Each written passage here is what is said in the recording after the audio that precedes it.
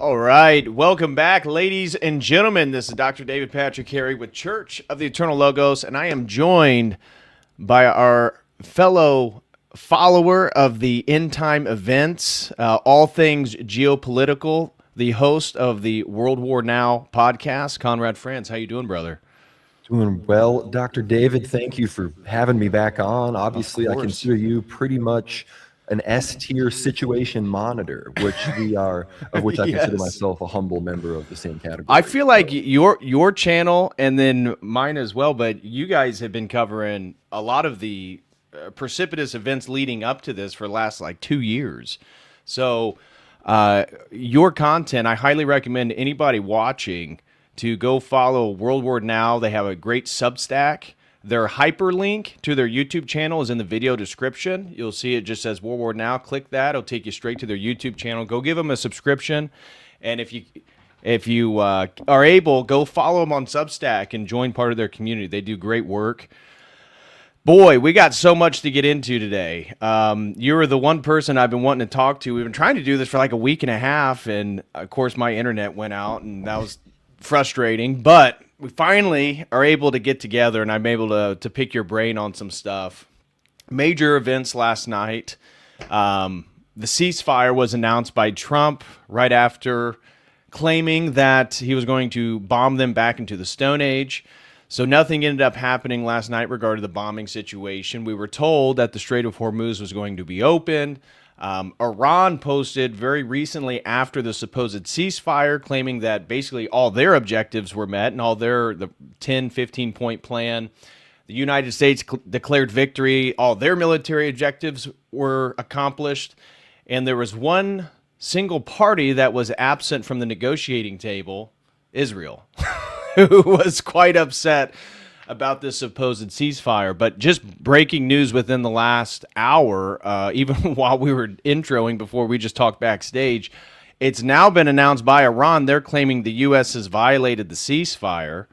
The UAE had bombed Iran earlier today, and now Iran's claiming that they broke the ceasefire. I'm not sure if they're talking about the U.S. essentially backing Israel in the expansion of their campaign into southern Lebanon, already annexing all the way up to the Litani River. All that being said, big picture, brother, what are your thoughts on all this going on right now? What's the angle that you're kind of seeing and perceiving these events from? I mean, it's all happening so fast, and the fog of war is crazy. And you're more aware of the situation probably even than me with the amount of streams you do. But thank goodness we didn't do this stream the time we wanted to do yesterday. I know, thank God. Or else it would have just been irrelevant by the time we talked Exactly. about it now. So again, it's all insane. And again, as far as the ceasefire goes, that's obviously what people are here to immediately hear our thoughts on. I think this is just another example of how Israelis and Jews conduct warfare. By deception, we will wage war. That's the Mossad. Yep. That's the Mossad lingo, right? Yep. And what Sure happened is. in Lebanon in 2024? They signed a total ceasefire. Guess what didn't happen? Israel ceased fire. That didn't happen. So, Not at all. In fact, they increased it. Israel's killed thousands of Lebanese civilians every Yes. single day, and strikes every single day since that ceasefire went into place. As we just announced, it seems at the very least, U.S. proxies, UAE and Saudi Arabia have conducted strikes on Iran. I mean, we've seen the visual confirmation of the strikes. The question is, who did them? And if it's something that the U.S. can push off on UAE and Saudi Arabia, maybe Trump will try to salvage this thing together and beg the Iranians to meet him in Islamabad on Pakistan, which seems to be in Pakistan on Friday, which seems to be what they want them to do. Right. But also, in the midst of all of this, Israel conducted its largest strike on Lebanon since the war began. At this point, I saw numbers up to 120 plus dead, 1,000 wounded potentially. So this is an enormous, just clearly, like you said, the Israelis, whether this is kayfabe or not, the message is the Israelis feel like they were left out of the negotiations. So they sent a strong message that said, all right, if our Air Force is going to be restricted from bombing Iran, we're going to focus all our energy and all of our Air Force on Lebanon. And that might have been what this was about. Israel was facing serious issues in Lebanon. Their military was straight up losing. Right. Shimona, northern Israel has had to be evacuated. So maybe Israel's like, you know what? We'll deal with this for 2 weeks. We'll focus on southern Lebanon. We'll get that back under control. And then 2 weeks up, then we'll help you guys back out in Iran once again. And Iran, IRGC, just released a statement that said strikes against Hezbollah are tantamount to strikes against Iran. Meanwhile, Trump has just said that the ceasefire that we do with Iran does not include Lebanon. So I'm no. Your audio's cutting in and out. So sorry. There it goes. Yeah. Sorry about that. I'm no diplomat. I have no authority to make this, but I can pretty much Right. definitively say towards my audience that this ceasefire lasted maybe 12 hours and is now over. So Right. maybe new record for biggest joke of a ceasefire in history from Donald Trump. But yeah, that's my immediate reaction. Do you, because to your point, and for anybody who wasn't aware, because we just bombarded you with a bunch of breaking news. So last night and into this, or what it would be our morning today, Israel launched its largest attack yet on the civilian population in Lebanon. I've told you last stream, this was 2 news streams ago, that already 1,000 people had been killed in Lebanon, over 3,000, almost to 4,000 people injured. Well, last night, today, this morning, they killed basically another 100 people. They bombed a civilian marketplace and civilian center, obviously doing exactly what you just said, indicating that they're not slowing down, they're only ramping up, and they claimed that the ceasefire had nothing to do with Lebanon. Now, Iran has responded and said that they already have plans instigated for Israel, because by attacking Hezbollah, who they consider obviously a devout ally of Iran, that they are still attacking Iran in some various form, and so they're going to be responding potentially tonight. Even after the ceasefire was announced last night, roughly around 8 p.m. Eastern time, there were still bombardments into Israel. Some were speculating that it was Iran. Some have speculated that it was Hezbollah. We don't exactly know who, but they were still getting bombed. I think Israel made claims it was still Iran, but some people, I saw some journalists say, no, it was Hezbollah. Iran didn't fire missiles last night. So who knows what's going on, but it clearly seems like there's some tension between the Zionists, the Jewish lobby. Even last night, you saw Mark Levin just break down. I mean, he is in shatters because supposedly the war's over. Children might not die. I know. Can you believe it? Can you believe it? I mean, it makes my heart break that somehow we can't kill more civilians. Just so many of the typical people. Laura Loomer even went and posted attacking President Trump, claiming that he's like weak and backstabbed the Jewish people, and this is deleterious for the Jewish population in Israel. And other analysts are saying that there's real tension. So J.D. Vance, we're told, has been critical of this war. What I heard 2 days ago from some insiders claiming also Marco Rubio, which I was a little surprised about, being a neocon, that he has been critical of continual involvement in this war. And that's why they ended up just cutting Netanyahu and Israel out of it. Now, Israel's done everything we've followed. I mean, they've killed every negotiator Iran has had. It's like they do anything they can to make sure that there's no peace agreement.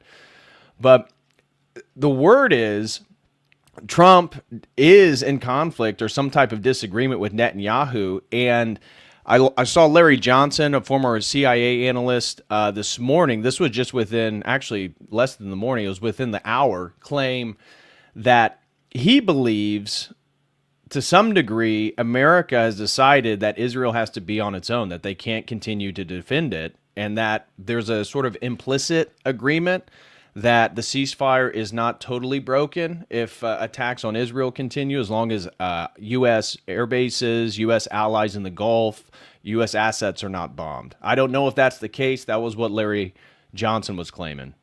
No, that's it's important to talk about all these distinctions, because remember, when Trump signed the ceasefire deal with Ansar Allah, the Yemeni Houthis, back when they were shutting down the Bab el-Mandeb Straits, that exclusively applied to our ships and our bases.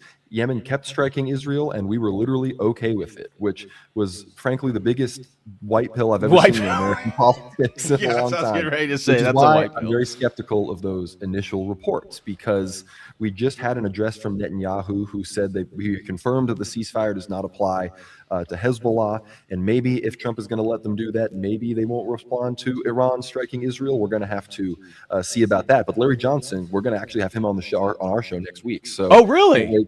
Oh, that's awesome. I hung out with him. I've hung out with him several times in Russia. He seems like a genuine guy. Oh yeah, he's a really good guy, and he was really interested in the Orthodox Church actually when we were over there. But not speaking for him at all. No. I'm pleasantly surprised to hear that. Yeah, I follow Larry Johnson, Colonel Douglas McGregor, Scott Ritter. Sometimes he's a little bit of a Cam McGregor. Hot-headed. I was hanging out with him in Russia as well. So you were hanging out with Ritter?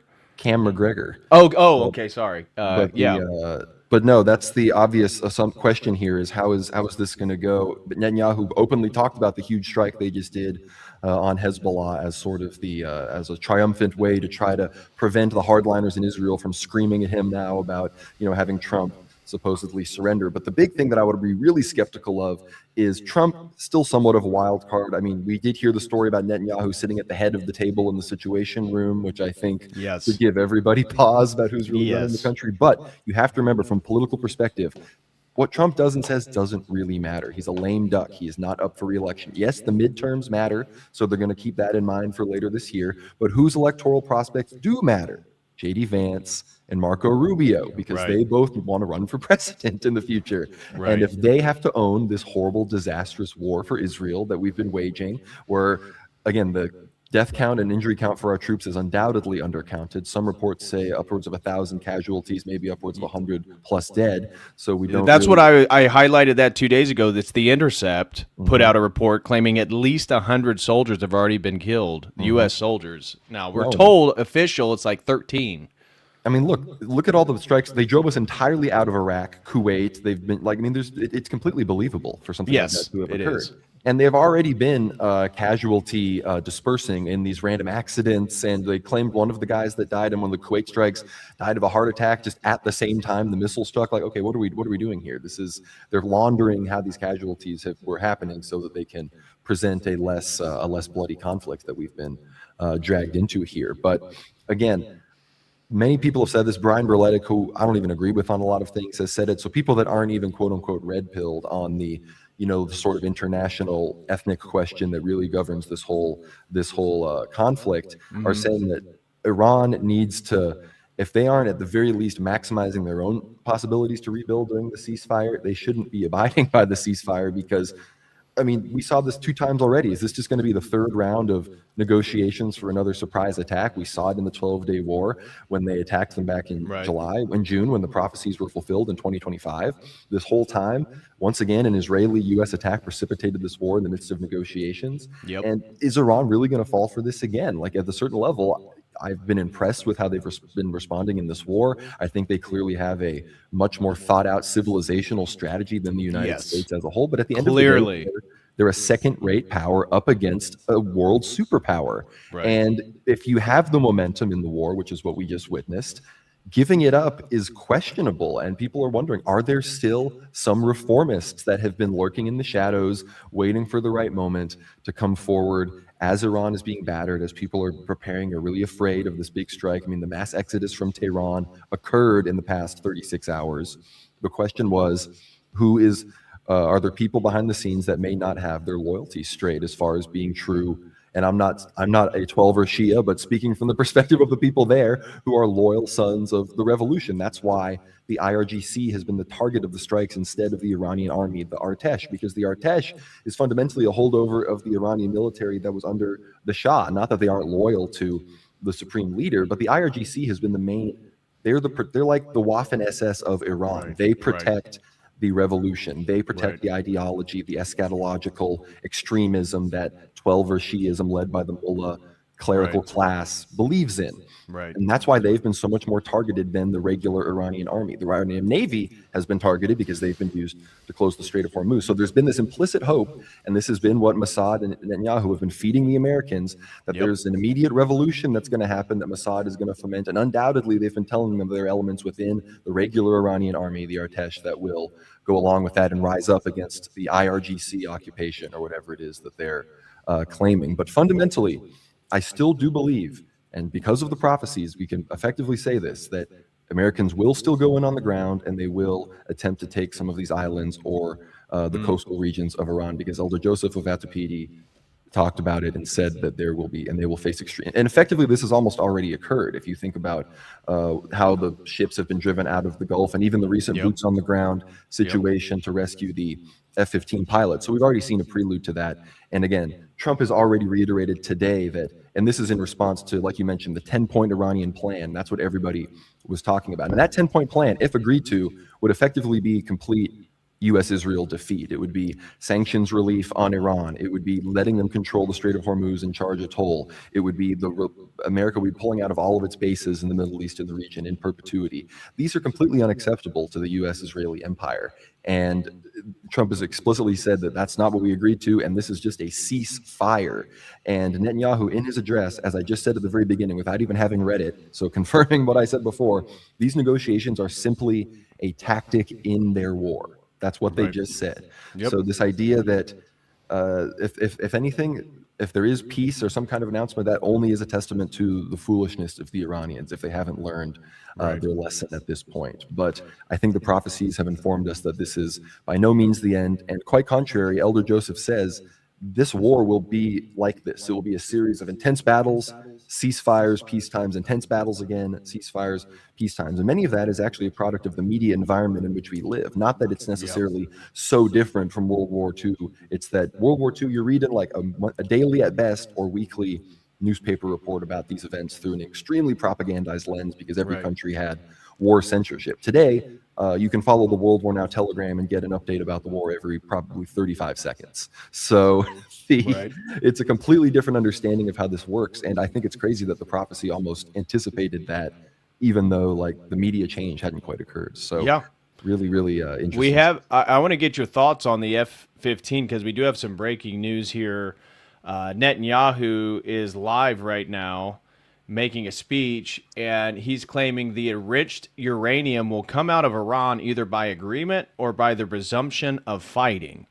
Now, I bring this up because you just mentioned the downing of the F-15 pilot, and there is some controversy about what actually the U.S. was doing in those operations. And it seems with the colonel and the secondary gunner seat of the F-15 that potentially he was actually flying command of the whole operation. And some people have speculated that whether they were getting ready to commence or they're doing surveillance for, there is an operation for the Navy SEALs and other special operatives to enter into the storage facilities and the bunkers to wipe out the military that was there and extract the enriched uranium, take it out, fly off, and that this was Trump's plan for victory, that once he did that, there would be no appeal by Netanyahu or Israel to continue this war because everything would already be satisfied. And so with the downing of the pilot, the U.S. scrambled. There's propaganda about what exactly was going on. We still don't exactly know. We still don't even exactly know how many planes have been shot down and damaged. But it's believed that all those resources for the rescuing of that pilot were due to the fact that an operation was getting ready to commence for the enriched uranium. And so we see Netanyahu immediately the next day after this supposed ceasefire focus again on this enriched uranium, and that essentially for Israel, the war doesn't end until they acquire it. What are your thoughts on the murky scenario regarding the downed F-15 fighter pilots and the potential operation? I don't know if you've been following, of extracting the enriched uranium. Yeah, I mean it's a pretty clear speculation, because why did suddenly this huge, not only the F-15 but then the Warthog that was sent in to rescue it also got shot down? Like, why did this suddenly happen so fast when of course we've claimed that we had total air superiority, and clearly we were still largely using JASSMs and long range missiles from our planes that were firing from outside Iran. So why suddenly was this large group of planes so deep into Iran in an area where they clearly still had concentrated air defense? And obviously they're still going to have concentrated air defense around where they have enriched uranium or where they have some of these other things. So maybe that was what it was. Some have obviously speculated a different direction, that more people that are saying in this as Iranian victory, that obviously Iran's current air defense strategy does involve what Ukrainians have been doing for a long time, which is hiding your air defenses for the most part until releasing them, or rather putting them out in the open once you've effectively baited, or at least when you know certain aircraft are going to be in a certain area to achieve strategic hits and not just have your air defense completely wiped out. So again, total fog of war in this situation. The one I think speculation that I made and many other people online have made is, if this was real and this was such a heroic rescue, wouldn't this pilot be like all over the news and be doing interviews and be like a hero, and we'd be hearing all about it? Because undoubtedly we're going to get a kosher Hollywood movie about it in the next 5 years. Well, he supposedly had a broken ankle and a broken leg and was able to managed to get himself on top of a mountaintop, some type of cliff in which he could be rescued. And now they're claiming they used like a heart murmur detection technology. Yeah, an AI tech. Yep. It was an AI technology that could perceive heartbeats from aerial space, and that's what they used to extract him and find him and then extract him. And again, they've openly admitted, like, the narrative is that they had to destroy 2 C-130 Hercules aircraft, so they didn't want it to fall into Iranian hands or whatever. Yeah. So they got stuck in the sand due to bad Israeli intelligence. It's just also and I think at the end of the day, some of the comments from the leadership have led one. And look, I don't really subscribe to this, but it's something that needs to be said, is that there are sort of people that believe in a maximalist kind of conspiracy of the world, like that literally everything is a ritual, especially anything portrayed in media is an elaborate spell being cast on the people. And I don't reject that entirely. I just think some people, a lot of these people will tell you, organized religion is one of the spells, all the same kind of stuff. So you have to be careful with this. But let's be completely objective here. What did Pete Hegseth say about this rescue operation? It was one of the most insane things I've ever seen someone say in my entire life. He said, a day in the tomb, he hid in a cave, and then on Easter Sunday, he resurrected and came out, and we rescued him. Like, he said this. I don't know if you saw this, but he literally said this. Like, he basically, it's like the soldier was in the cave, just saying it's like Jesus. Like, making I showed people that video Friday or Monday. And then you, of course, have all the crazy Trump nonsense where he's obviously employing, madman strategy and trying to scare the Iranians into a deal which involved not wishing anyone happy Easter, doing all. Oh no, he praises Allah and says, "Open the fucking straight, you bastards!" On Easter morning. Yeah, and like every good Christian does, right? Thankfully, it wasn't the real Easter, but the yeah, it wasn't real Easter. Fair enough. But for Western Christians, yeah, and so this whole thing is crazy. And again, on our show, we call this whole thing the Purim War, because that's when it started. It started on the eve of Purim with the bombing raids, which 2 years right after the Crocus City Hall attack, which we're like the only people to talk about that anymore, which was obviously a Purim ritual that was carried out in Russia 2 years ago at that operation, when the Tajik, aka Persians, conducted the operation, and then Russian special forces grabbed one of the Tajik perpetrators and used a knife that weirdly resembles the lance that an Orthodox priest uses in the Eucharist, cuts off the guy's ear, just like in the Purim story. And yeah, so here we are 2 years later in the middle of the Purim War. And many people have been talking about all the strikes, even from the Israeli and U.S. side, have all had numerological connections with Israeli stuff, and it's all been going on, and just an insane level of things. So we can't put aside the fact that there are, forces at work that are orchestrating all sides of this potentially. And that's part of the reason, ironically enough, to sort of do the flip side, that it is somewhat easy to root for Iran, because for the most part, they've managed to not be super infiltrated at this point. But of course, the question becomes, how far are they willing to go? And are we going to see some kind of weird negotiation, and then behind the scenes, they're going to get replaced, and then instead of a sort of Iranian victory where Israel is forced to kind of eat crow and then they pivot to Turkey, which I think we'll probably talk about in a second, I think what we unfortunately might see is, again, you can never underestimate Zog and their ability to achieve their objectives. So that's always going to be the fear. But as of right now, I think I'd be shocked if by the end of this day, I wouldn't surprise me if the war was just back to normal by the end of the day, frankly. Right.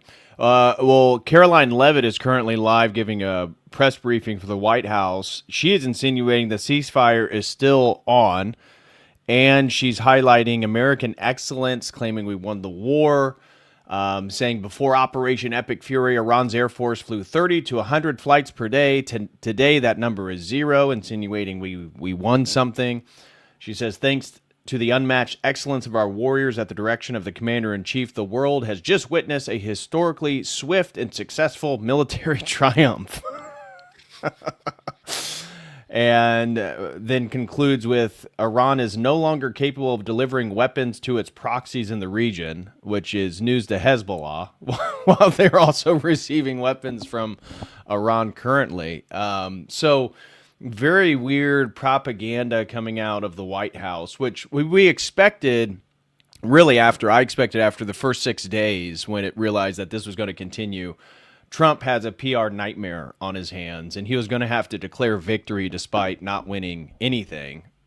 And it appears the White House is trying to make this ceasefire some type of victory of ending this conflict, when, as we said, I expect massive attacks on Israel tonight, especially given that Iran has already vowed that they're going to retaliate based on the horrific attack on Lebanon today. And mind you, as we've been talking about, Israel is not just attacking Hezbollah in Lebanon. They are deliberately targeting apartment complexes, civilian centers. They're annexed all the way to the Litani River, telling Christians that, oh, you have to evacuate so we can fight Hezbollah.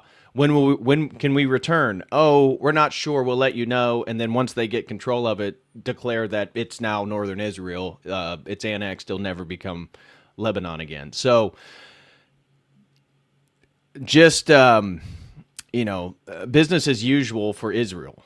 And my next question for you, though, is where do you see Turkey in relation to all this? Obviously, the two things that I've been talking about regard to Orthodox eschatology, the two dominoes I keep telling the audience to look out for is the extension of the nautical miles around Turkey going from 6 to 12, taking 3 Greek islands, or the falling of Erdogan in some way. We've already seen that Israel, and they just reiterated it, I think, just like 3 or 4 days ago, but 2 weeks before the Iran war started, highlighted that once Iran was done, Turkey was next. Turkey is a NATO nation. Turkey plays a central role in our prophecies because the Kemalists are eventually going to take power and align them with the Western, as you refer to as Zog, the U.S., Europe, Israel versus the other superpowers of Russia, China, and to some degree Iran. So what are your thoughts on some of these unfolding events, and have you been looking at the latest news in Turkey? That's something that I've not been following as closely. We've been following Turkey very closely on the show, and of course there's been at least 2, if not I believe 3 strike attempts on Turkey on the NATO base in Incirlik in Turkey itself that NATO air defenses have shot down. Iran has vociferously denied that they were the source of these strikes, obviously, and so the same with Cyprus, by the way. Yeah, which has led people to speculate could have been Israel. Yeah, it could have been Israel. It's a good chance those might have been Hezbollah because they were right before the initial really big Hezbollah strike. But since then, there have been no strikes on Cyprus, on the British air bases of Akrotiri. And technically, there were no strikes on Cyprus. Those were strikes on sovereign British territory because the bases of Dhekelia and Akrotiri are literally United Kingdom territory, just like London town itself. But the situation in Turkey, again, Dionysius Makris, he's not a super trustworthy source. He's no Metropolitan Neophytos. He's no St. Paisios, but nonetheless, he's in Greece. He knows a lot of people. He's openly said that he believes Erdogan will have his plane shot down by Israel in June. He's openly saying this. Oh. So if that happens, then good on you, Dionysius Makris. You really know what's up. But I'm not making that prediction myself, so don't come for my head when that doesn't happen. But people are saying this, and it isn't just Netanyahu that's talking about Turkey. It's actually not mostly Netanyahu that isn't talking about it. Who's talking about it? It's Yoav Gallant, who was not a Netanyahu ally, former defense minister of Israel, Yair Lapid, the opposition leader of Israel, who's of course not an ally of Netanyahu. And like you mentioned, they want the Kemalists to take power. So I've been warning people for a while now that, first of all, there's still a possibility that Netanyahu is not alive. Second of all, there is a danger in putting too much of your focus on Netanyahu. Like, Netanyahu could die tomorrow, and the situation fundamentally would not change. It would not change. Like, the idea that somehow, like, this is, and I think Tucker has even moved on from this, but it's still a liberal backdoor that this Israel criticism that's become so popular has, that this isn't really about Israel. This isn't really about world Jewry. This is about This is about Netanyahu and the Likud party. That's all that this is about. This is, I guess, the Noam Chomsky take. And Noam Chomsky has had a devastating influence on Hezbollah in Iran because he's visited all of these places. And you can literally look at the dates of Nasrallah's speeches. He used to kind of be our guy. I mean, he still kind of was our guy, but he used to be like really going. And then Noam Chomsky goes to them, meets with Hezbollah, and convinces them that no, this isn't a Jewish thing. It's a settler colonialist thing. And it's actually white supremacy that Israel is a party to. That's the problem. And next thing you know, that's where the axis of resistance rhetoric sort of shifted. And thankfully, in the few recent years, it's not quite as hardcore as we would like, but the Epstein class rhetoric and the Iranians really leaning into the fact, communicating to Americans that this is an Israeli war, it's a lot better than the sort of crypto lib stuff that's been coming out of Palestine and resistance circles for a long time. Right. But you can literally blame the United States for that too. They infiltrated the propaganda and turned the dialectic into something that's in favor of their interests. But I think it's really interesting that it's these opposition figures, these more moderate Zionists, these people that are focusing on Erdogan and Turkey. Because then you take out Erdogan, they have these people that will take power, these Kemalists, who they're sort of like the Israeli opposition is to Turkey. Like they are very hardcore expansionists, just like Netanyahu is, just like Erdogan is in some ways. But they actually hate Greece, the Kemalists, more than like Erdogan does. Because I've explained this, we've had David Erhan on the show several times in Turkey with the Turkish issue to talk about how in Turkey, it's actually the Islamists, the political Islam supporters that are more, not pro, but are less in favor of persecuting the Orthodox and the Christians than the Kemalist secularists, who were with Ataturk and did, the Armenian and Greek genocides and things back in the day, because they sort of have a solidarity with them against secularism. Like they view a sort of common mind with these Christians, like, yeah, we want like a traditional society that acknowledges God, and in Turkey, for example, they're pro-immigrant. All the conservative Islamists are like, yes, our Syrian and Afghani brothers that are coming in here, we have to welcome them for the Ummah and for the sake of Islam and these sorts of things. Meanwhile, the Kemalists are like, get these brown people out of here. Get these, like that's literally like they're like, we're European secularists. We don't need these crazy head choppers. And we should, you shouldn't have turned the Hagia Sophia into a mosque. It should be a museum, and we should still attack Greece because they threaten us and they're backwards religious people. Don't you see Erdogan as sort of having kind of towing that line? I mean, I've always viewed him, and correct me if I'm wrong, as a sort of moderate Muslim power that's trying to appease some of the more fundamental, more traditional, if not extremist elements, but also have one foot and some type of alliance with the more secular leaning side of Turkey. So I've always viewed him as kind of a moderate figure holding together both these two perspectives in Turkey. Is that accurate? I would say so. And Turkey is fundamentally, I would say Turkey is like the ontological second power. They're like literally the middle kingdom of the world because they have a huge population of 85 million people. Yeah. Real. But they have a huge population, they have a huge military, and even more so that like them and Iran are very similar in a lot of ways. And look at what Iran, and as these second powers, they know how to utilize the cards that they've been given, which are usually strategic territory that they control. That's why Iran closed the Strait of Hormuz. That's the most important thing that they could do. It's the most relevant thing that they can do. They know that's how they can hurt the world economy. That's how they can hurt America. That's how they can hurt world Jewry. And look at Turkey then. Turkey, imagine if Iran had good relations with like way more people. That's basically what Turkey is. If Turkey is this former powerful Islamic empire that has sort of attempted to modernize in this interesting way with very authoritarian leadership from Erdogan and the military, and they are in NATO, but they still are allies with Russia. They're able to play with these both sides against each other, but fundamentally they know that when things get bad, what's going to happen? What do the prophecies say? They will close the Bosphorus and Dardanelles straits. So if you think this closure of the Strait of Hormuz is bad, sure, it's probably going to have a bit more of an immediate economic influence, but politically, it's the Bosphorus and Dardanelles that are going to cause countries to be forced to geopolitically react. And when, for example, Erdogan, who is a friend of Russia, is no longer there, and that bulwark goes away, and the Kemalists that take over are in power, they're going to immediately face an unlimited pressure from NATO to close those straits. And when that happens, I think Russia is going to be forced awake from this fantastical dream that they have, where wholesome multipolarity will just emerge, and America will just be like, "Ah, shucks, we're going to let all that." And that's just not the reality we lived in. It's never the reality that we live in. And I agree with Jim Jatras that the Chinese and the Russians are fools for thinking that they can reason with the Americans, and it's gets so to the point where then the grand conspiracy starts to come back in, and you start to wonder, is this all just a play to get us all under the Noahide laws? Yeah. Uh, Latest breaking news: Iran has just posted a public message pressuring the U.S. to essentially choose Israel or the ceasefire, because apparently what they're posting and highlighting is that the ceasefire agreement between them and the U.S. included Israeli attack on Lebanon. Mm-hmm. And so this is Iran FM Argachi. The Iran-U.S. ceasefire terms are clear and explicit. The U.S. must choose ceasefire or continued war via Israel. It cannot have both. The world sees the massacre in Lebanon. The ball is in the U.S. court, and the world is watching whether it will act on its commitments, quote unquote. So, you know, a lot of speculation, too. Obviously, we know that Netanyahu's a madman. He's clearly demonic and inspired by a satanic spirit.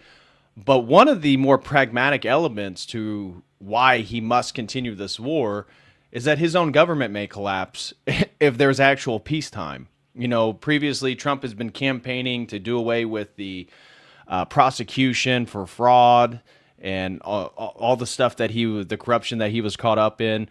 And war has essentially prevented any prosecutorial oversight over Netanyahu. So this is a way in which he's able to maintain his steadfast power and authority over Israel. That's another reason why they're going to do everything they can to keep this going. And according to Netanyahu and the IDF earlier today, they have no intention of stopping their attacks on Lebanon.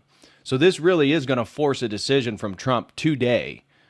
Is it a ceasefire, or does Israel need to stop? And if he says, look, Israel needs to stop, but we can't control them, and he just lets Iran and Israel kind of battle it out, that's not going to look good for Israel. No, it will not. And that's the kind of situation when you start to look at the 80-year curse, and you start to say, maybe is Israel going to have to undergo a fundamental change in its state and its nature before we see the rebuilding of the Third Temple? Or will the rebuilding of the Third Temple occur in a situation where Israel as a state no longer exists? I mean, we don't know it. We have no exact knowledge of how all of that is going to go down. So yeah. It's and St. Paisios openly talked about the destruction of Israel after 75 to 80 years. So there's a lot of there's so many different factors at play here. And as you mentioned, of course, the Iranians made them choose. And right now, Caroline Levitt said the ceasefire doesn't include Lebanon.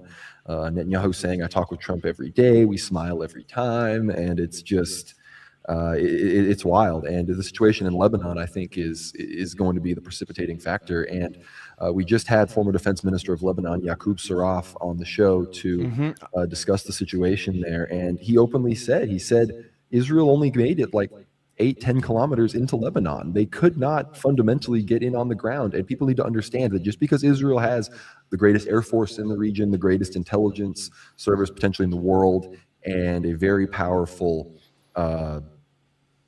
just all sorts of very powerful home front defense mechanisms, and the American ally, they do not have an infantry. They are not a ground force. They do not have the ability to, I mean, they couldn't even take Gaza after 2 years. Like 45-50% of Gaza is not under Israeli control to this very day. So why would you expect them to be able to go into Lebanon? So again, if the United States is openly saying the ceasefire doesn't apply to Lebanon, to me it's becoming clearer and clearer that at the very least a motivating factor behind the decision to make the ceasefire right now was to allow Israel to do the strike they just did on Lebanon and to continue to like reassess, because northern Israel is coming under threat, and the military, I mean, the chief of staff of the Israeli military, I'm sure you covered it on your show, openly said that like 10 red flags have been raised. If these things continue, we might be on the verge of collapse. So this is with no sign of slowing down. I mean, Netanyahu has no intention. Mm-hmm. So what did the former defense minister? He was arguing that Israel has not been as successful in going or annexing land all the way up to the Litani, because at least other reports are claiming that they now control that region. Yeah, they don't control the region. They obviously have they've launched insane strikes. They've been very successful, but the idea that like they've barely made it past the initial cities that are in southern Lebanon, like the cities of Kiam, the cities of Beit Janoun, some of these Christian, mostly Shia, of course, towns. they've faced so many intense ambushes from the Hezbollah Radwan forces. And again, I mean, who knows if they believed their own propaganda or not about the Hezbollah being completely decimated? I doubt they did. Why would they have to go in if they were so completely decimated? But again, people just don't understand that first of all, the hardcore Haredi Jewish community don't fight. Like the people that are like the equivalent of the hardcore Shia 12ers in the IRGC that are willing to die for Iran in Israel, like don't fight in the army. They like explicitly for religious reasons, don't enlist. So you're literally dealing with a bunch of secular Israeli Jews who literally, these are like 21-year-old lieutenants getting ambushed by 30-year veterans of Lebanon it's a situation that Israel is going to be very low tolerance for. Israeli society is probably the least tolerant society of civilian military casualties in a war, because they literally view every individual Jewish person as more superior than the life of every goyim in the world. So when they start to take, like when you get a report that Hezbollah killed 13 Israeli soldiers in a single ambush, that is intolerable to Israelis on the home front. And I guarantee you the casualties are far, far higher than that. So again, do we have exact knowledge of what's going on in southern Lebanon with the control? Not exactly. But even if Israeli troops are spotted in a region, the idea that they have fire control over that area is ridiculous, because Hezbollah has been fiercely resisting, and the evidence, as far as we can tell, at least 150 tanks have been struck by drones or anti-tank rockets. And that doesn't mean they're completely destroyed, but they were at least in some capacity disabled. So intense military attrition is undoubtedly going on there. And it's pretty basic to surmise, if Israel, look how far Israel made into Gaza after 2 years, Gaza is effectively flat. Southern Lebanon, not so much. Right. Do you think they're going to be successful with Lebanon, or that Hezbollah is going to continue to be the strong resistant force that they currently are and have been for years? I mean, decades at this point. Well, it depends on a whole lot of factors. It depends on if Iran and Yemen are going to continue to keep the pressure on Israel on the home front. And the other big question is, will the United States and Israel succeed in turning the Lebanese military against Israel, against Hezbollah itself? Because up until now, despite everything that Prime Minister Joseph Ayoun and his Lebanese forces and the Lebanese military itself have been saying, that Hezbollah is illegal, that it's Hezbollah's fault for this war, they have been attacking Israel and dragging us into their conflicts, our country is not going to be a playground for Iran. This ridiculous Hasbara nonsense, as if your country isn't literally being invaded by Israel as we speak. If they succeed, they've been effectively taking a step back. They haven't been attacking Hezbollah. Unfortunately, they haven't. What they should be doing is fighting with Hezbollah against Israel, but they're not doing that. In some situations in the Christian towns, Joseph Ayoun allowed the Lebanese armed forces to stay behind as Israel advanced. I don't know how much resistance they've been putting up, but at the very least, the military in Lebanon itself has not done what Tom Barak, Donald Trump, and Jared Kushner want, and has started. Basically, they want them to be the northern front against Hezbollah, where Israel comes in from the south. They haven't done that yet, because that would be extremely domestically unpopular. Because right now, the Christian community in Lebanon, it's about 60-40, 50-50, depending on what sect you ask, pro-resistance, anti-Israel. Obviously, Yaqub Saraf, who we have on the show, devout Orthodox Christian, visits Mount Athos twice a year, spiritual son of Saint Ephraim of Catanakia, but he of course is a strong supporter of the resistance. I mean, we got connected with him through a journalist from Al Mayadeen Media who was a Shia Muslim. So that is the idea that if you just go on Twitter and listen to a bunch of Maronites and all the Israeli bots that pretend to be Lebanese citizens, you'd think that every Christian in Lebanon supported Israel and wanted to kill Hezbollah, but that's just not true. And you can listen to my episode with Yaqub Saraf to prove that. But I think so far, the fact that hasn't happened is evidence that Lebanese society is hesitant for that. And if that holds, and if Iran and the Houthis don't cave to some absurd nonsense ceasefire or deal from America and Israel in the next few days, then Hezbollah has a very good chance of repelling the Israelis. They succeeded in 2006. There's no reason they couldn't do it now, assuming their network of assistance holds up. Right. I got more questions, but there's so many that have come in. I just want to catch up on some of the super chat. Shout out to Dave Mustardstain for becoming a Codal Crew member and gifting 5 Codal Crew memberships. Thank you very much, brother. And he wanted to wish everyone a blessed Holy Week to all. Blessed Holy Week to you as well, brother. Free Consciousness says, Lord have mercy. Nuclear throws in 10 says, just the name Conrad Franz makes me go back to 19th century aristocratic, hierarchical, merit-driven Christianity-laden Europe. Thank you, Nuclear.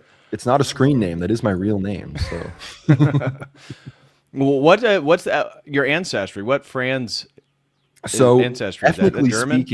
ethnically speaking, I'm mostly like Anglo-Scottish, Scandinavian. But Oh, my dad was adopted as a baby into a German family who are full Texas Germans that immigrated to Texas in the 1830s. So that's the answer. I still have some German. I mean, my dad was also somewhat German, just being from Central Texas. So it's not like I'm not German at all, but I'm much more Scottish Anglo than I am actually German. But the it's I'm a big German fan, and people were really interested to know that you mentioned the aristocratic nature of Europe, a good friend of mine now who I interviewed on the show when I was in Donbass, Gabriel Doroshin, the 8th great grandson of Tsar Nicholas I, who's been fighting in Donbass.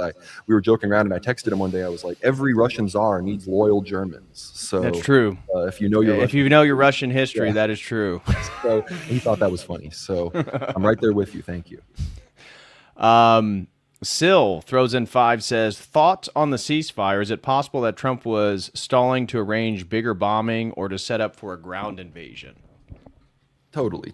And I think some kind of, we've already had troops on the ground in Iran. That milestone has technically been crossed with this insane rescue operation we will never know, that we'll never know the truth about. Right. So that's already occurred. And again, if the past has taught us anything, it's that all these periods are just for the U.S. to rebuild. And as Brian Berletic pointed out very astutely on his recent show, why has Russia not agreed to a ceasefire? Russia has never gone as hard as Iran against the United States this entire war. It's been almost 4 years of war at this point. But why hasn't Russia agreed to a ceasefire? Because they know the ceasefire will allow the Americans to regroup. And more than that, it will most likely allow NATO to position European troops into Ukraine, which Russia is fundamentally very, very reticent to just blow up a bunch of NATO soldiers. That's something they don't want to do because it will raise a bunch of immediate issues they don't want to deal with. So that's why they've never allowed a ceasefire. They would prefer the status quo to go on as it is for a very long time than it is to do Minsk 3, which they know a ceasefire would be. And Iran needs to know that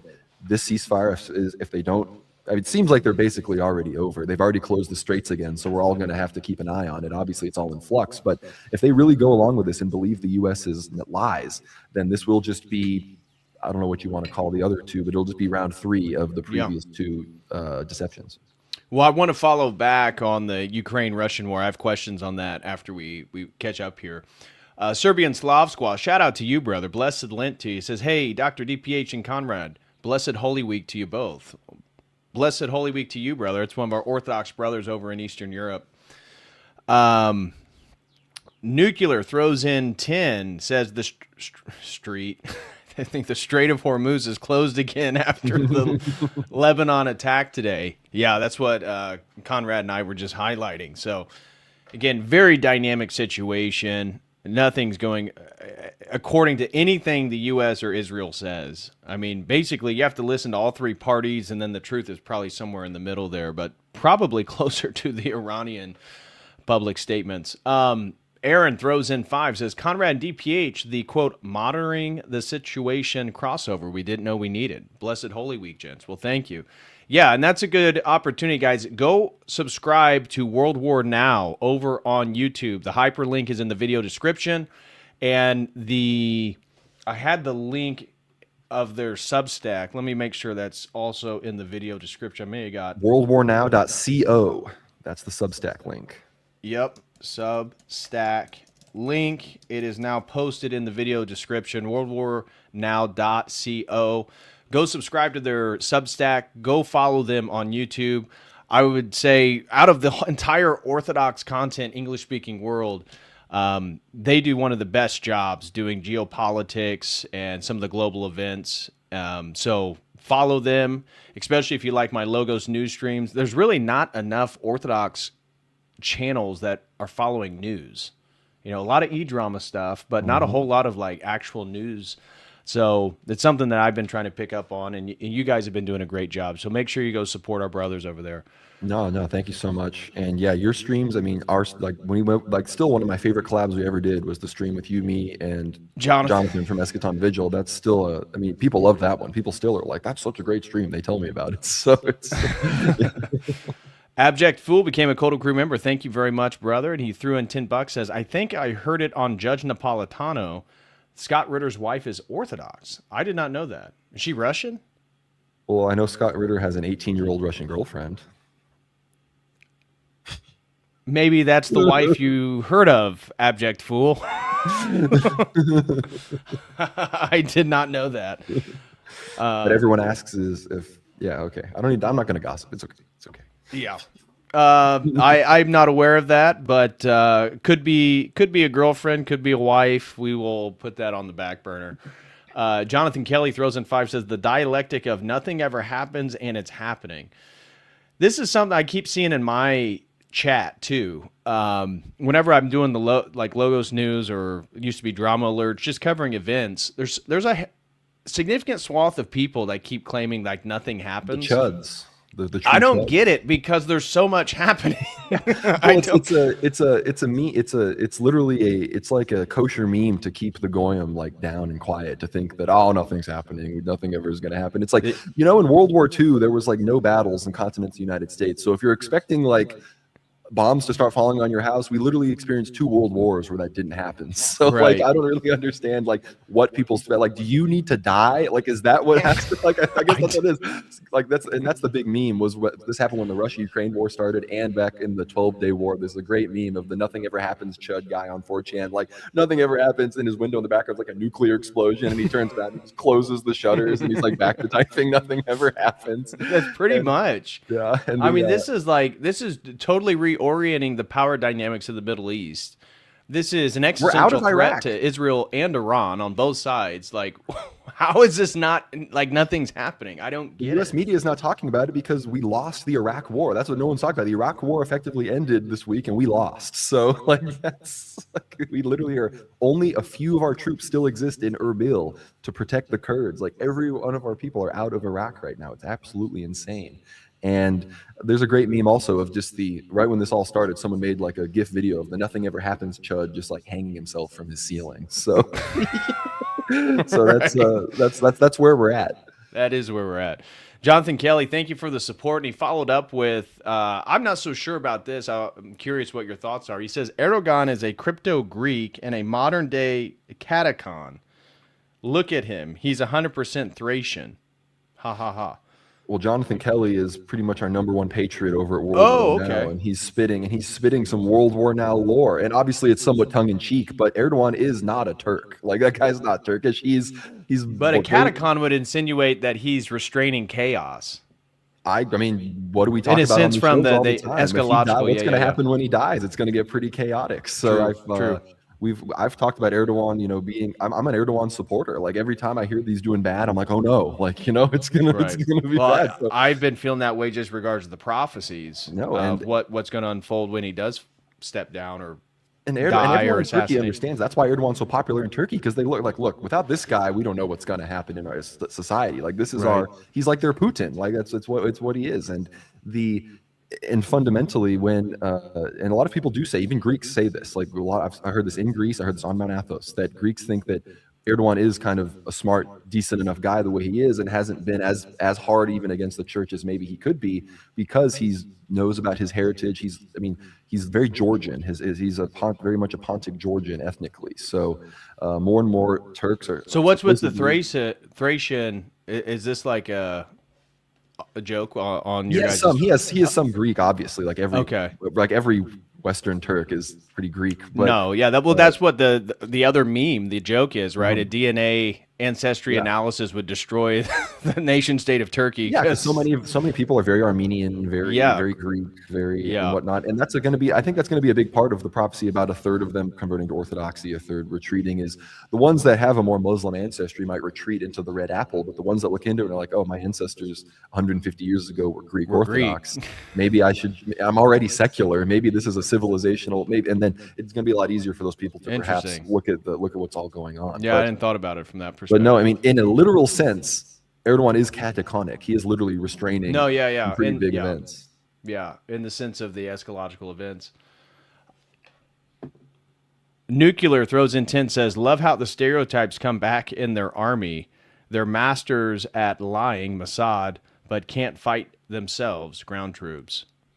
I mean, did you all see that video? And from Gaza, there's one Hamas guy on the third floor of this building, and there's like 15 Israelis, and they're like shaking in their boots. There's like the guy's just like doing the around the corner shoot at them to scare them, and they're like all sprinting the other like the guy. They're trying to go up the stairs like, and then like the guys they're like running the other direction like, they're like crying. It's a crazy video. I've not seen that. Yeah, I did not see that.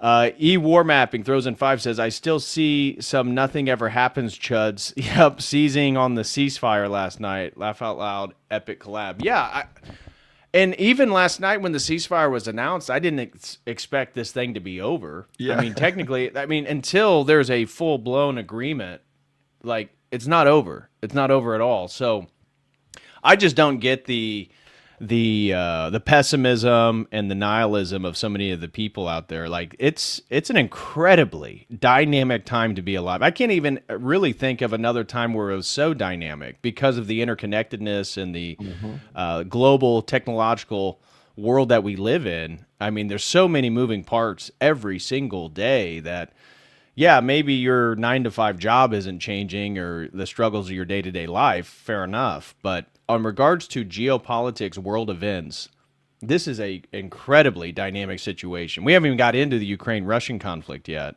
Taiwan, the leader of Taiwan just met with Xi Jinping. That was last night. So I don't know. I don't get it. Well, I don't get it. Well, it's like also let's say there's a complete end to the war in Iran right now. We just had a 40-day war with Iran. Like, you know what I mean? Like, yeah, we spent 1.6 billion a day at least. Yeah, what did the same people back in the 1940s when World War II ended? They're like, oh, it's over. Nothing ever happens, guys. Like, was that like the region was remade? Like we had a new world order after World War II. We're gonna have a new world order after all of this as well. Like, yeah, it's like someone in Savannah, Georgia, when Pearl Harbor was bombed. It's like nothing ever happens. Yeah. The other side of the country. Well, also I live in Texas and gas is $4 a gallon, so it is happening. Yeah. Well, diesel here in Indiana is well over $5. I mean, it's, yeah. H. Brossi throws in 5, says, Blessed Holy Week. Blessed Holy Week to you, brother. I love both you niggas. Conrad for president one day. Absolutely. To the Chickens throws in 5, says, update on the Turkey power transfer situation. Well, we've kind of already covered that. There's really no news except for Conrad shared a potential vision or prophecy about Erdogan being attacked by Israel, potentially flying and around the Middle East. About how he's going to be on a plane from Libya and will get shot down, and they'll claim it was something else or something like that. So traveling to North Africa, yeah. But other than that, that's a situation we need to still monitor. There's not a whole lot of new news on the Turkey front, but I need to dig more into what Ekrem Imamoglu, the main opposition figure that's in jail right now, that Erdogan put in jail, the most popular opposition figure in Turkey. I need to look into kind of what he's up to and what's happening, because I've always considered that he would be a good candidate for Israel to start rallying support around, in the media and in the info space. Mm-hmm. Well, I do have an interesting, shared by the Eschaton Vigil, a fellow Turk who's Orthodox shared a potential vision from a elderly woman talking about how she claimed, I could read it if you want, but claimed that Turkey would get involved against Iran on behalf of the United States. They will end it on favorable terms for themselves, the USA, and then they will turn toward the Mediterranean. And it basically insinuates to what you said. Erdogan will be killed by Israelis on a plane. He'll be going to Libya or to Syria. Power will be taken over by the Grey Wolves, who will quickly enter into war with us in about 3 weeks at most in order to stop the unrest in Turkey due to the assassination of Erdogan. The Greek-Turkish war will be preceded by a great earthquake with a tsunami and a national unity government in Greece. The Turks will position their fleet south of Crete for an excessive, supposedly an exercise, supposedly in international waters. They will wait for the dust from Africa that blocks radars, and they will make a landing in the south in the Gulf of Masara in Crete, with simultaneous bombardment in the north for 3 days. They will march and slaughter. Only National Guardsmen will fight them. On the third day, decimated, they will retreat from the Venetian castle nearby. At that same time, they will make landings on 3 other islands, Lesbos, Chios, Rhodes, and the Pakistanis on Rebello. And Greece will begin purges of Greeks on orders of the Turks. They are already in our country and are simply waiting for notification. For 3 days, we lock our houses and do not go outside. So there's a little bit more to it. I'm not going to read the whole thing, but that was not endorsing it, not claiming this is something I put full faith in, like St. Paisios or Elder Ephraim or even Metropolitan Neophytos, but it is something that coincides with what Conrad said, and it was something that I received privately. I wasn't going to make a stream about this because it's just some Greek elder, a woman, but it coincided with what you're saying, the same idea, and she believes that Turkey is going to be drawn into this conflict against Iran. Mm-hmm. What are your thoughts on that? I think that's what Israel's been hoping for, and I think when the Kurdish situation didn't ramp out immediately like they wanted it to, they wanted to get NATO Article 5 activated with the Turks, because the Turks have the largest army in the region by far, after Iran. So all these Gulf states, even though Saudi and UAE clearly did some attacks today, like those countries can't do anything. Like those countries are made up majority of migrant workers. They don't even have like a citizenship base. But yeah, Dionysios Makris, the guy that I mentioned, he was citing, I think, the same female elder. He's not like an elder himself. He's like I don't know. He's like if I was Greek or something and more connected, I guess. I don't know. I see. And I don't want to say a bad thing about the guy. It's just those people I talked to Father Peter, Metropolitan Neophytos, the monks at Elder Ephraim's monasteries. They don't know as much about these guys. So that's more I can, like you just said, I can firmly say things when it comes to things at Elder Ephraim, Metropolitan Neophytos. Yeah, I will endorse those. These sorts of things. The other things, I'm not saying no, but I'm going to, It makes sense, but I'm not going to endorse it. I'm not going to put my name behind it. Yeah. And we also have to recognize, Metropolitan, like I just said, like last night when I was hanging out with my friend who's a spiritual son of Elder Ephraim, a hieromonk, when he said, when the ceasefires end, that's when the shooting really starts, was I like, wow, he just prophesied and wrote that down? No, He's just, maybe, but like I think he's just a smart guy, who has been following these things and knows how these things go. So you have to recognize that. I think the saints made it clear when they said a prophecy, they said like, this is what will happen from that way. But then there's also the saints have all sorts of pontifications about the world. St. Paisios, part of the reasons I think God used him for these prophetic events was he understands military matters. He was a soldier. He was a radio operator in many wars in his time. So obviously I think that's, God chooses the specific people to reveal these messages to. Right. And I think St. Porphyrios, he didn't talk as much about the specifics of the war. He talked more about, for example, the ecumenical council that will come and the other things that will happen. And so, and St. Porphyrios, we don't even know where his body is. It's on Mount Athos somewhere. So it's, each of these saints, read their lives as well. If you're going to read their prophecies, you better at least read their lives, or else you're going to be missing out on a whole lot of context. Right. Absolutely. I want to remind the 400 people here on YouTube to smash that like. The likes are pretty low, people. Come on, get the likes up. And just want to remind everyone to go support our brother. The link to the War World Now YouTube channel is in the video description along with their Substack. Texas Nevsky throws in 5, says, thoughts on Lloyd's of London Maritime Insurance and the City of London banks controlling the IRGC and the gaze of Hormuz. I think what he's referring to is the Lloyd's of London pulling their insurance on the ships that were sailing through the Straits of Hormuz, which because of that, no ship was willing to actually transport through the strait, and obviously Iran was threatening to blow them up. So what are your thoughts on the gaze of Hormuz? I think his implication is that there is a sort of backdoor, like kind of again by the mega conspiracy that the Lloyd's Insurance and the city of London and whatnot have a secret backdoor financial connection with the IRGC, and that this is like a dialectic, and that somehow they're going to come out to cause the global chaos or this, that, or the other. I'm skeptical of that largely because one of the best parts about this war has been, obviously, look, I've said this before. I wake up in the morning, I check my phone, Iran missiles launched towards Israel, and it just brings a smile to my face. I'm not going to deny it. Like, it just makes me happy to see, because these people have been raping my country. They've been raping the Middle East. Yep. It's like they just deserve it. And and you know what other country deserves it is the United Arab Emirates, because guess who undermined Islamic banking? It was the UAE, because the Islamic banking system doesn't allow for usury. It doesn't ostensibly allow for their banks to be interconnected with these international institutions that make all of their money on usury. But part of the reason the UAE has so much liquid cash flow from their petrochemical exports and whatnot is they basically set up the City of London outpost in the Islamic world in Dubai. That's where it is. The Islamic banking center was actually struck by an Iranian missile. So that was basically how the entire Islamic world was undercut from their anti-usury perspective and basically incorporated into the Jewish financial system around the world. And so I've always seen Iran as generally not as involved in that world. So I would be skeptical, but obviously could there be elements within? Of course, there always are.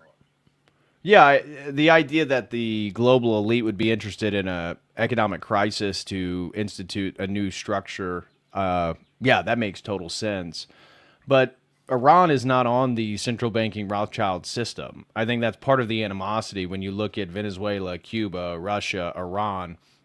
It's that they're not in the same banking system that the elites who control the Western world and much of the world in general are entrapping all these nations within. So I get the idea. I get the potential connection. I, like yourself, am dismissive of the idea that the Lloyds of London would actually aid the IRGC. If anything, they'd like it demolished and they'd like to build a new Rothschild bank in Tehran. I agree. HVAC Soldier throws in 5, says, when Russia invaded Ukraine, a lot of Republicans wanted Ukraine to surrender because they feared Russia would launch nukes at the U.S. I don't think Russia ever had intentions to launch nukes at the U.S. If anything, it's like Netanyahu's fear propaganda and fear porn. NATO said the same thing when Ukraine started. I don't put much backing to it. Yeah. And then on Dono Chat, DFW Dude said, awesome guest. Great to see the collaboration. World War Now, you and Dimitri had a great stream on Monday. What did you guys talk about on Monday? Just Iran war updates? Yeah, we talked about Iran war updates. I guess that might have been because we post on YouTube usually a day after the Substack goes up. So it might have been our episode on YouTube if you watched it there. But yeah, Iran war updates. We've had a lot of so many shows recently. We had Yaqub Saraf on, we had Warren Baylog on from War Strike, nice. And a lot of other people. So yeah, people have been so much to talk about. So thank you very much, DFW Dude, for the generous support. I really appreciate you, my man. Blessed Holy Week to you and your family. Soon we'll be able to pronounce the risen Christ, our Lord and Savior. And then the last one, Coachella Roots, throws in 20. When do you predict it's going to get Mad Max in the U.S., if at all? Well, I think ultimately it's either there's two ways that can happen. It's going to be some kind of economic collapse, or it's going to be natural disasters. And if I had to guess, they'll probably coincide. I would say. Yeah, I would say when the economic collapse really hits, which next 2 years really wouldn't surprise me. 2027 would be a little early, but wouldn't surprise me. I think that goes down, and then you see something go on with a big hurricane on the southeast coast. You see something with a big earthquake volcano on the west coast. You see something with a crazy winter in the northeast that year. Every region will be, if the economic hits really hard, and then you have a shock like that, that will, trust me, our society is not, I'm sorry, our society does not have the cohesion, the religious conviction, the ethnic homogeneity, and the unity of vision to withstand something like that the way that the Islamic Republic of Iran has, for example. Because people are wondering, well, if they can withstand all these bombs, surely our society can withstand it. No, we can't. No. And that's to your point. In the face of financial collapse and natural disaster, some type of climactic event, we're going to have civil war. So, unlike the protesters that were backed by Mossad, the CIA, MI6, that instigated upheaval in Iran, we're actually going to have legitimate civil war, not, backed intelligence operatives in various nations. We're going to have, just look at BLM. Look at the No Kings protests. They're kind of a bunch of losers and dorks, but the anti-deportation protests, the pro-immigration, anti-ICE. Like, our country is so fractured that once a major disaster happens that's going to shake the comforts of American life, everybody's going to start looting, violence, killing, robberies. That's the Mad Max situation. I We think don't civil even need war. we don't even need a foreign military power. We just need financial collapse, natural disaster, and everything's going to fall to hell. No, and I think civil war is almost a more hopeful situation. It might just be a prolonged time of troubles where it's just chaos, basically. Like it's just like if a civil war happens, you almost hope maybe one side would be better than the other and could secure some territory and make things better, which you can hope for, right? I mean, maybe that will be again. We already see Alberta secession potentially making it on the ballot very soon in Yeah. Canada.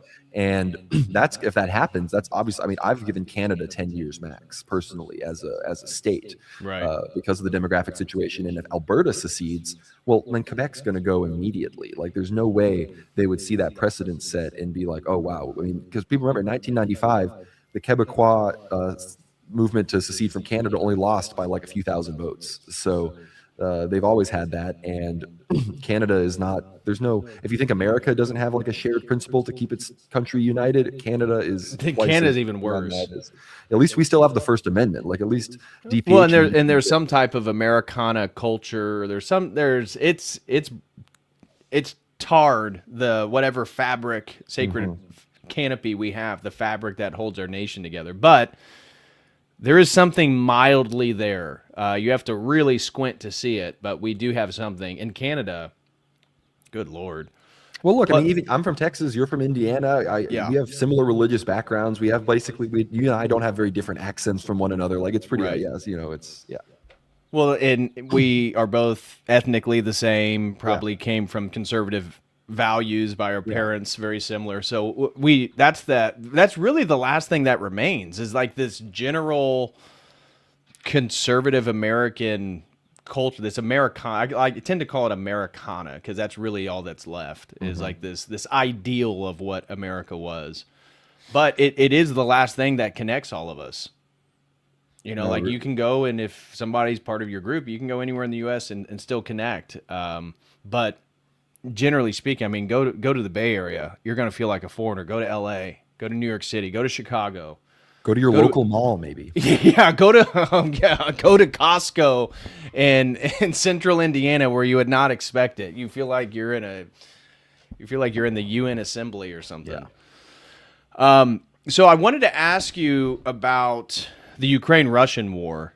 I haven't been covering it too much. Now, there's a handful of things that I wanted to mention, and we're going to start with Ukraine-Russia, but I don't know if you've been following Serbia claiming that they're preparing for war, that they feel pressured on all sides, and they're gearing up for potential conflict, and they believe that if the escalation of any war with Iran, the U.S., and Israel happened, that would set a precedent for them to be attacked.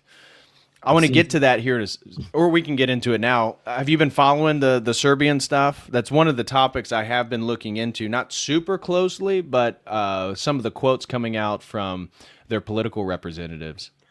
Yeah, not super closely, but it's one of those ones that it's actually kind of bothers me a little bit or frightens me a little bit because same way with how, for example, whenever Israel gets threatened, Russia suddenly releases all these statements about how important Israel is to them. Because obviously Serbia is threatened on all sides. They've talked about how Turkey is arming Bosnian separatists or people in Kosovo and these other things. I don't know if that's true or not. I haven't seen a huge amount of evidence. I have seen evidence that Kosovar militants have gotten weapons from Ukraine that were redirected somehow from Ukraine. I don't know if it was Turkish handlers that were doing that. I've seen evidence for it. But my fear, unfortunately, Milorad Dodik, of course, the leader of Republika Srpska, the effectively independent Serbian region of Bosnia and Herzegovina, he is, much like Viktor Orban, much like many right-wing politicians in the West, a close ally of Benjamin Netanyahu. And they are openly supported by Israel. And the idea of, again, potential, there have been prophecies about all this starting with a conflict in the Balkans. And so people have wondered, maybe something that will precipitate Erdogan's fall will be him going up against Serbia in the Balkans, supporting these Bosniaks or these Kosovars, Albanians and everything. Right.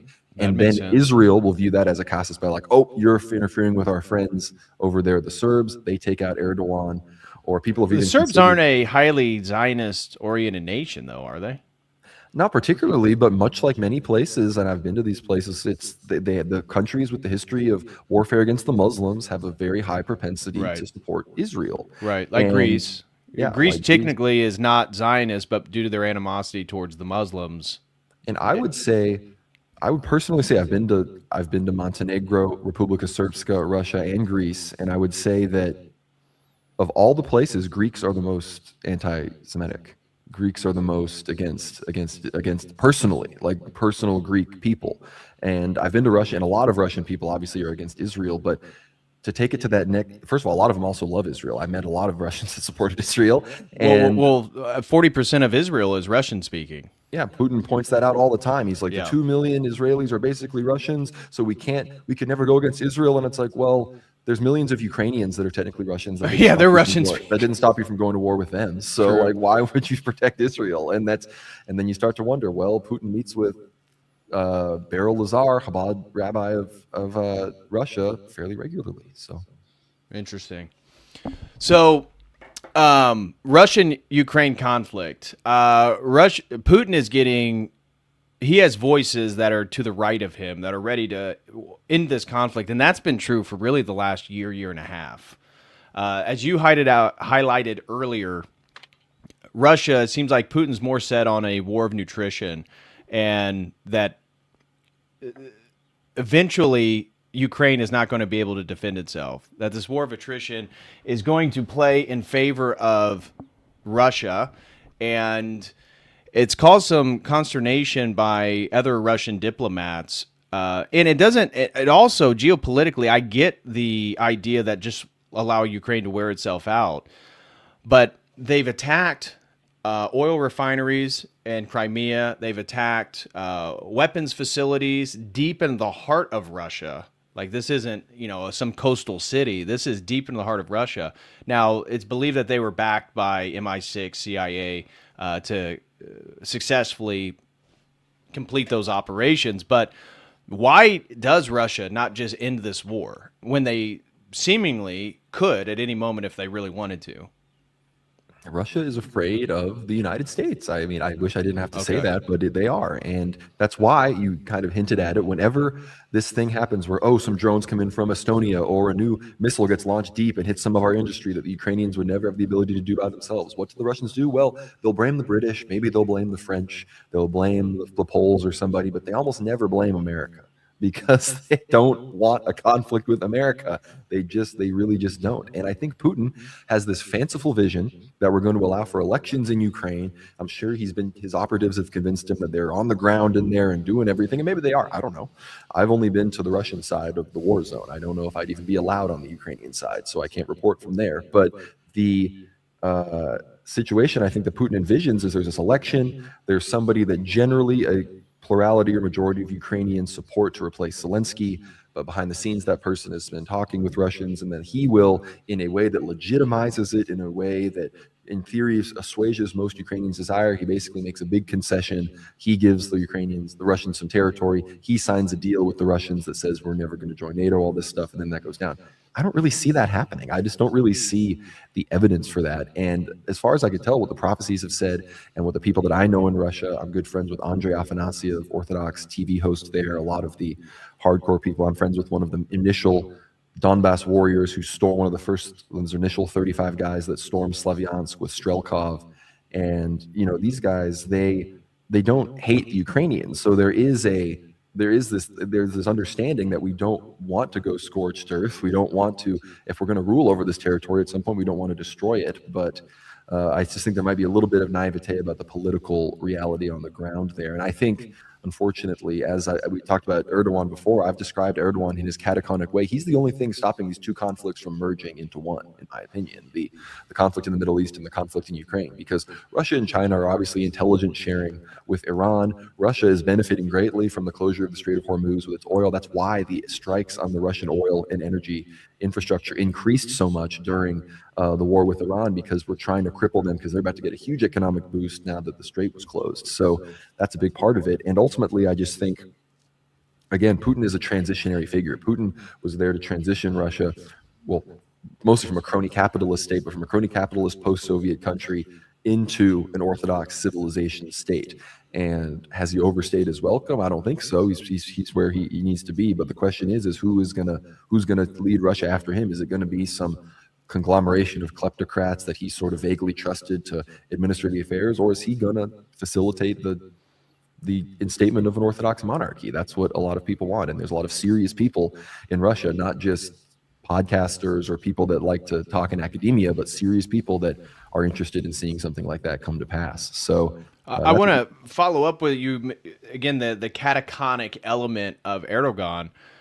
Well, isn't it true that Turkey also aided Ukraine with military equipment and missiles and stuff like that? And a major rift occurred between Turkey and Russia with the fall of Assad, with Turkey appearing to essentially agree with the Israelis and divide up parts of Syria.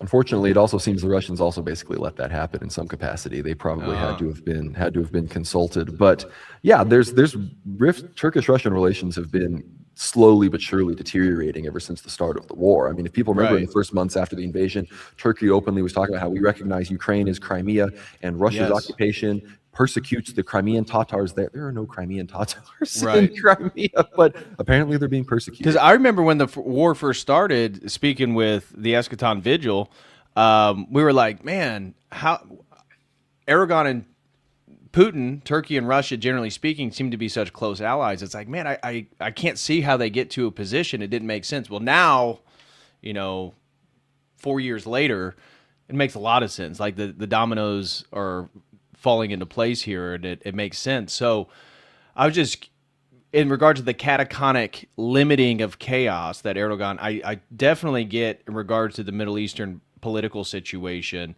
but it seems like the deleterious relationships between Turkey and Russia are moving according to many of our eschatological prophecies and views of how these nations are going to relate to each other. So I thought it was interesting that Turkey has allied with Ukraine in this conflict, and then deliberately, as you said, maybe Russia was well aware of it or gave up, just saw that it was futile to continue to defend Assad.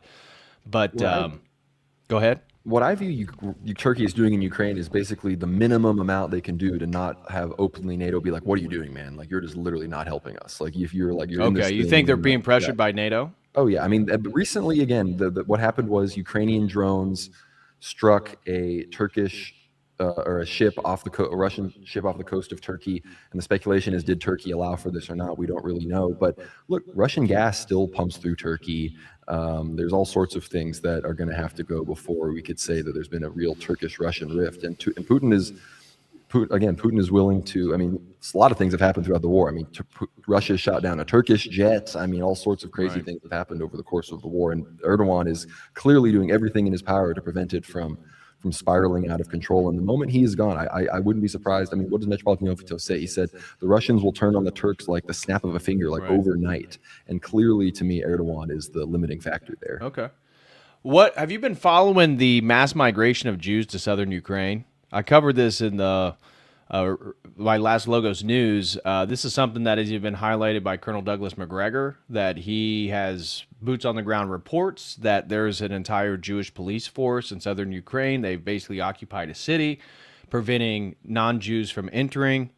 I played a video of a rabbi in Israel talking about how Ukraine is another promised land for the Jews, and that essentially before the Bolshevik Revolution, at the end of the 19th century, there's about 53 million Jews in southern Ukraine, and he made the comment that their goal in the near future is to get that back up to 73 million Jews. One article was talking about how like 20-some to 30,000 Jews have already moved to southern Ukraine. Have you been following any of that story? We not as recently, so I'd love to hear that specific story about the police. I hadn't heard of that, but we have on Ether Hour on our show years ago. We actually did an entire episode on what's called the New Heavenly Jerusalem, which is the Jewish theory that creating a new homeland as a backup for Israel. Once the 80-year curse is fulfilled and Israel is destroyed, they need to move to southern Ukraine. There's a lot of maps of this that have the capital in Argentina. Have you been following what's going on in Patagonia? Yeah, with the Jews burning down. Seems like that's another place that they were going to set up shop. Well, and even more explicitly, probably the place getting the most invaded by Jews right now is Cyprus, because it's the place to Israel. So they're literally taking over, and the Cypriots need to wake up to that. They need to get wise and stop persecuting people like Metropolitan Neophytos and Metropolitan Tychikos, and get wise to the people that are actually about to take over your entire island. And But as far as the situation with Ukraine, I mean, we had the whole show about that. Igor Berkut is this insane Jewish Ukrainian millionaire guy that's gone there and laid cornerstones and blown the shofar and done all these rituals to supposedly outline this thing. And that's always been the fear, right? Like the grand conspiracy, again, back to what we were talking about. Like, is Russia being utilized by its Chabad Lubavitch component to clear this area out of Ukrainian Orthodox Goyim? They will then be forced to retreat. They will then be dragged down into the south again to fight Turkey or something. And this, you know what I mean? Like, there's all sorts of ways. Is that what this is being used for? Is this a different plan? And I think the Jews want to use it for that plan. And my hope and what I know to be true is that God uses the plans of the wicked for good. Right. And I think just like the Jews crucified Jesus Christ and he rose from the dead and saved us all from our sins, so too I think will the Jews be attempting to rebuild the third temple, establish greater Israel, and establish financial control over the whole world. And they will perhaps inadvertently bring about Orthodox revival and their own destruction, at least toward the destruction of their evil plans. Right. So I think, did you see Bartholomew is recently meeting with Zelensky? I did see that. Yeah. And it sounds like, did you see the article from Russian intelligence claiming that Bartholomew was trying to get involved in the Patriarchate election in Georgia? Oh, that's undoubtedly true. The Russian, I talked about that before the Russian intelligence statement even came out, because if you look at the Georgian bishop composition, there's only like 4 or 5 bishops that have openly said they're against the schismatics in Ukraine. The vast majority of the bishops in Georgia would recognize the schismatic church. Whoa. So if that's why they're going to be put, but guess who anticipated this? Patriarch Ilya and the locum tenens of the Georgian church, who multiple bishops have said, I will vote for nobody for patriarch except this guy, the guy that Patriarch Ilya put in charge of the patriarchate, his right-hand man, and he is a strong supporter of the canonical church in Ukraine. So it seems to me he's probably the front runner. So if he wins, once again, Antichrist plans thwarted, but undoubtedly the EP is going to be putting their fingers on the scales, because statistically, a guy that would support them is likely. So right. No, I totally agree. And I saw that the Georgian representative immediately denounced the Russian intelligence assessment, claiming that that was the case. But you look at the conflict, it seems more political than anything between Constantinople and Moscow right now. I don't put anything past Patriarch Bartholomew. I God bless him. I wish him the best. I don't mean to speak ill of Orthodox hierarchs, but we're not Catholics. We don't believe they're infallible. And what he's done in Ukraine, the comments he's made about potential union with the Catholics, and what I found concerning too, I'm curious what your thoughts are, is that some of the rhetoric he speaks about the EP almost feels like papal language. It does not feel very Orthodox. It feels like he doesn't want to be the first among equals. He just wants to be the first. Well, we are effectively witnessing a clash between the emerging Orthodox civilization that would embody the Orthodox ecclesiology versus a neo-papism. And the yes. EP thinks he's the first without equals. That's literally yes. what you will learn in catechism if you go to an ecumenical patriarch parish. And is that what they say now? First yeah. without equals? Mm-hmm. Yeah. Wow. And of course, why are they threatened by Russia? Because Russia is basically about to be undisputably the third Rome. And of course, what was Orthodox? Who called the ecumenical councils? It was the emperor. It wasn't the EP. Right. The Patriarch of Constantinople didn't even exist at the time. So right.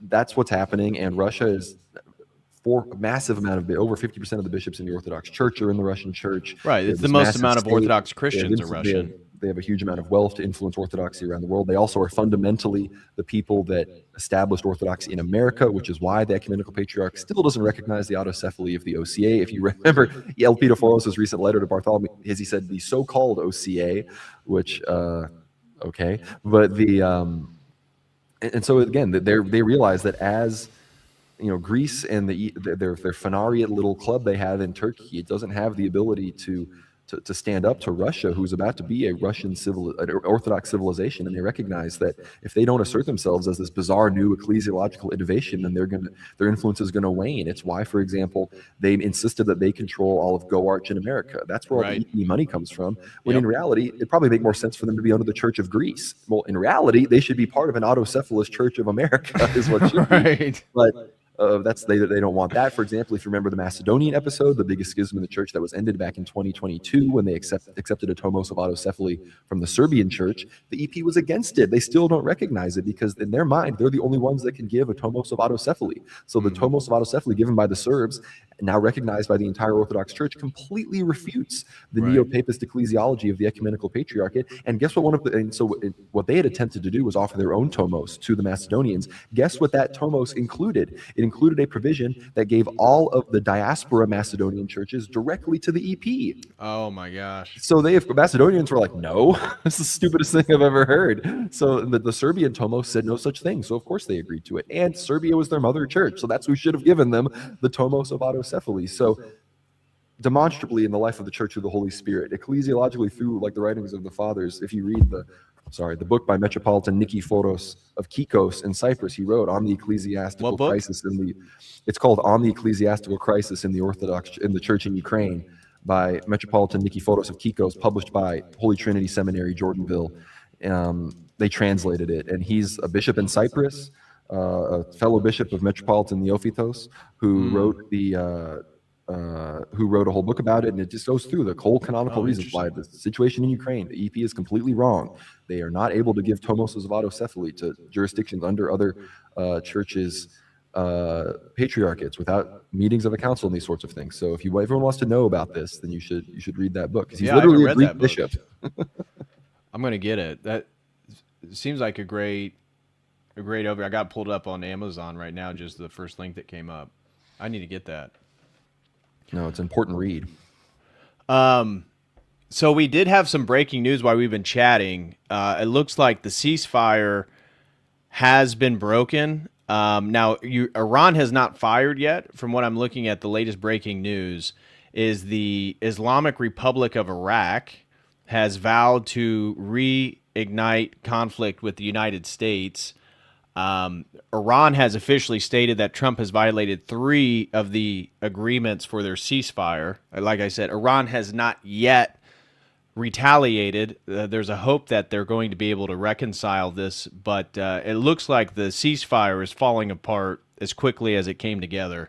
I actually have the statement from Ghalibaf right here. Go ahead, read it. The parliament speaker of Iran, who is really...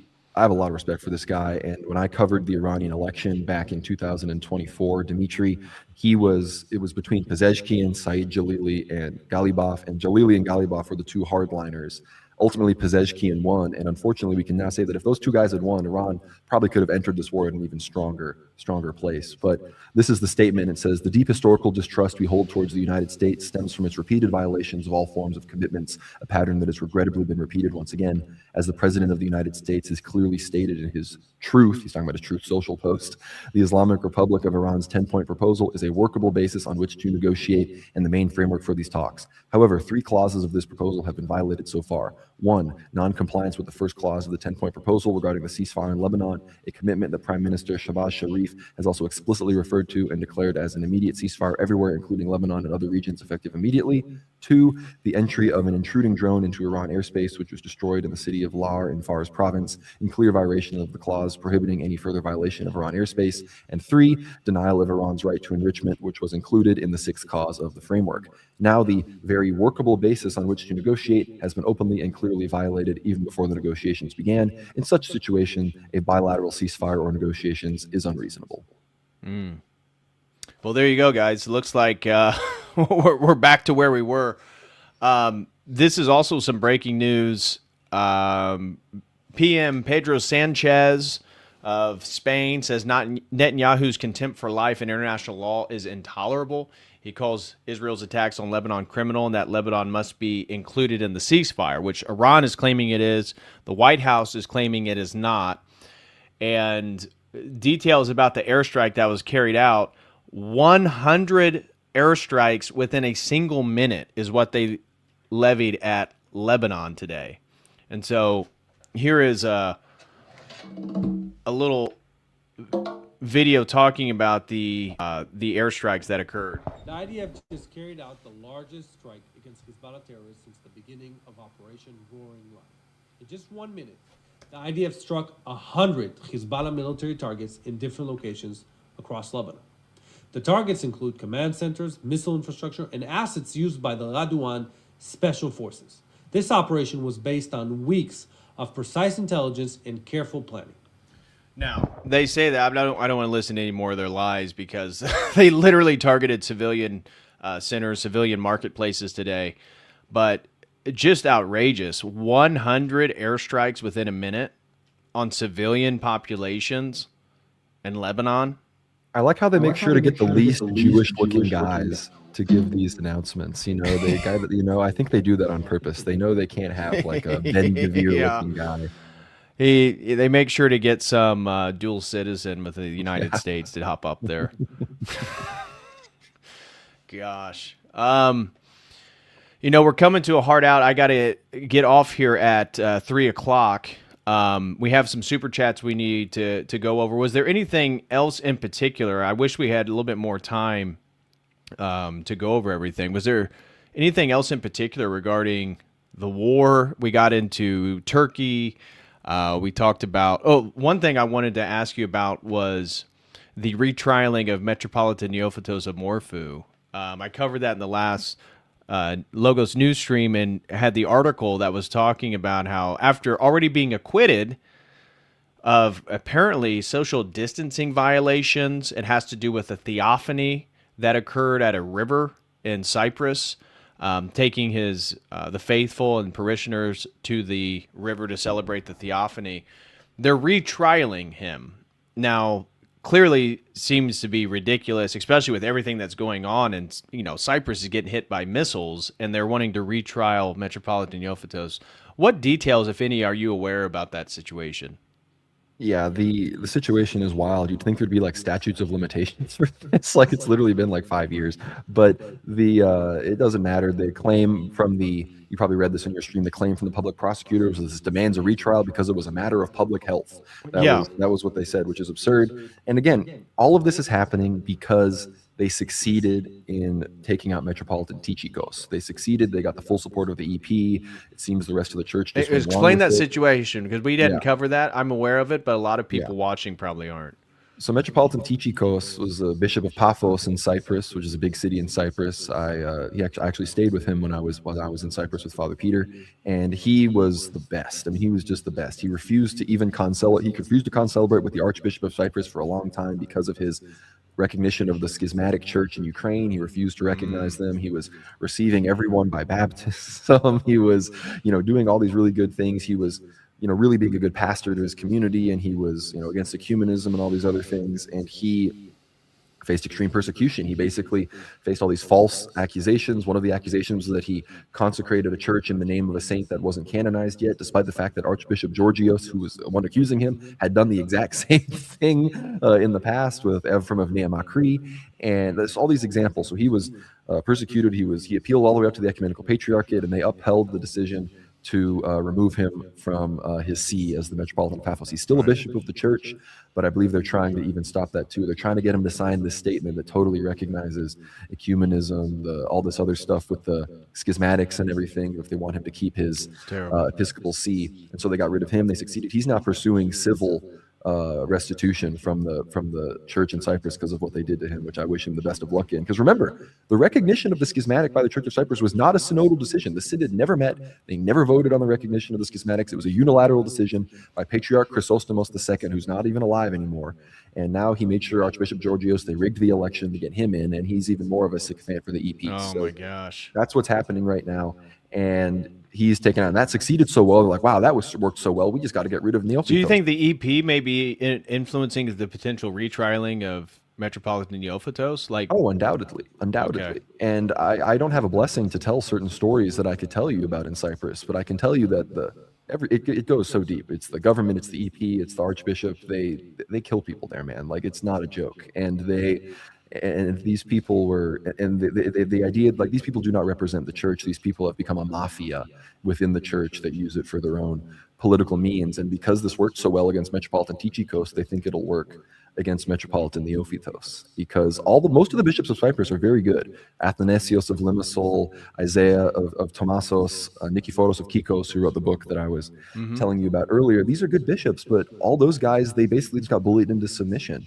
They all, for a long time, many of them were refusing to concelebrate with the archbishop after he concelebrated with the schismatics, but they all slowly but surely were threatened into submission. They had we're going to take your monasteries, we're going to take your parishes, we're going to do all this. And you even go to the monasteries in Cyprus that aren't even in Metropolitan Theophitos' metropolis. They all have pictures of him everywhere. They're like, he's our bishop. He stands strong. It seems like he's beloved by the people.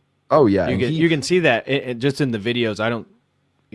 I've watched so many videos of Metropolitan Theophitos, and the people love him. That's very, very apparent.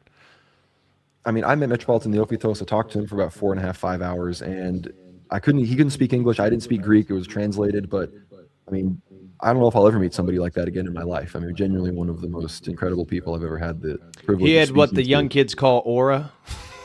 Quite, I mean, literally, like he's like, remember the Roosh video where he talks about Elder Ephraim having this sort of high contrast glow. I wouldn't say it's exactly that dramatic, but there's something to that there.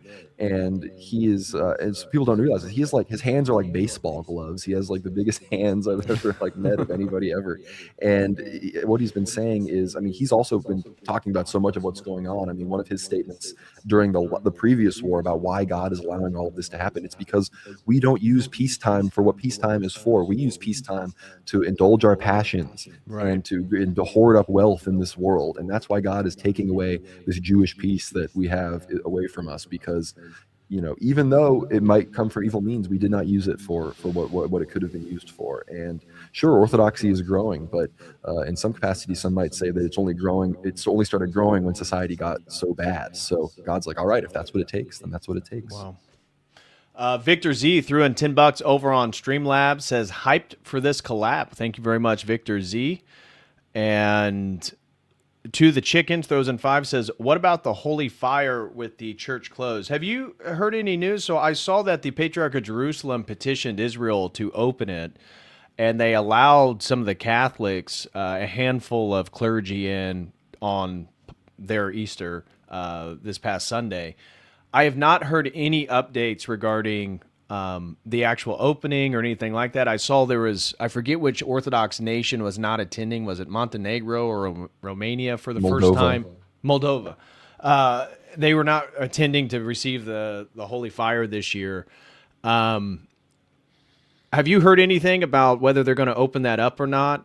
As far as we know, they're going to do the service, but there's not really going to be many parishioners allowed inside. That's what I heard. I heard no like COVID. Parishioners. It's going to be like COVID all over again, I guess. But we're gonna see how that goes. But the Moldova thing is fascinating because I was in Moldova a few months ago, and one of the big things that's going on there is the government prevents the bishops from leaving the country.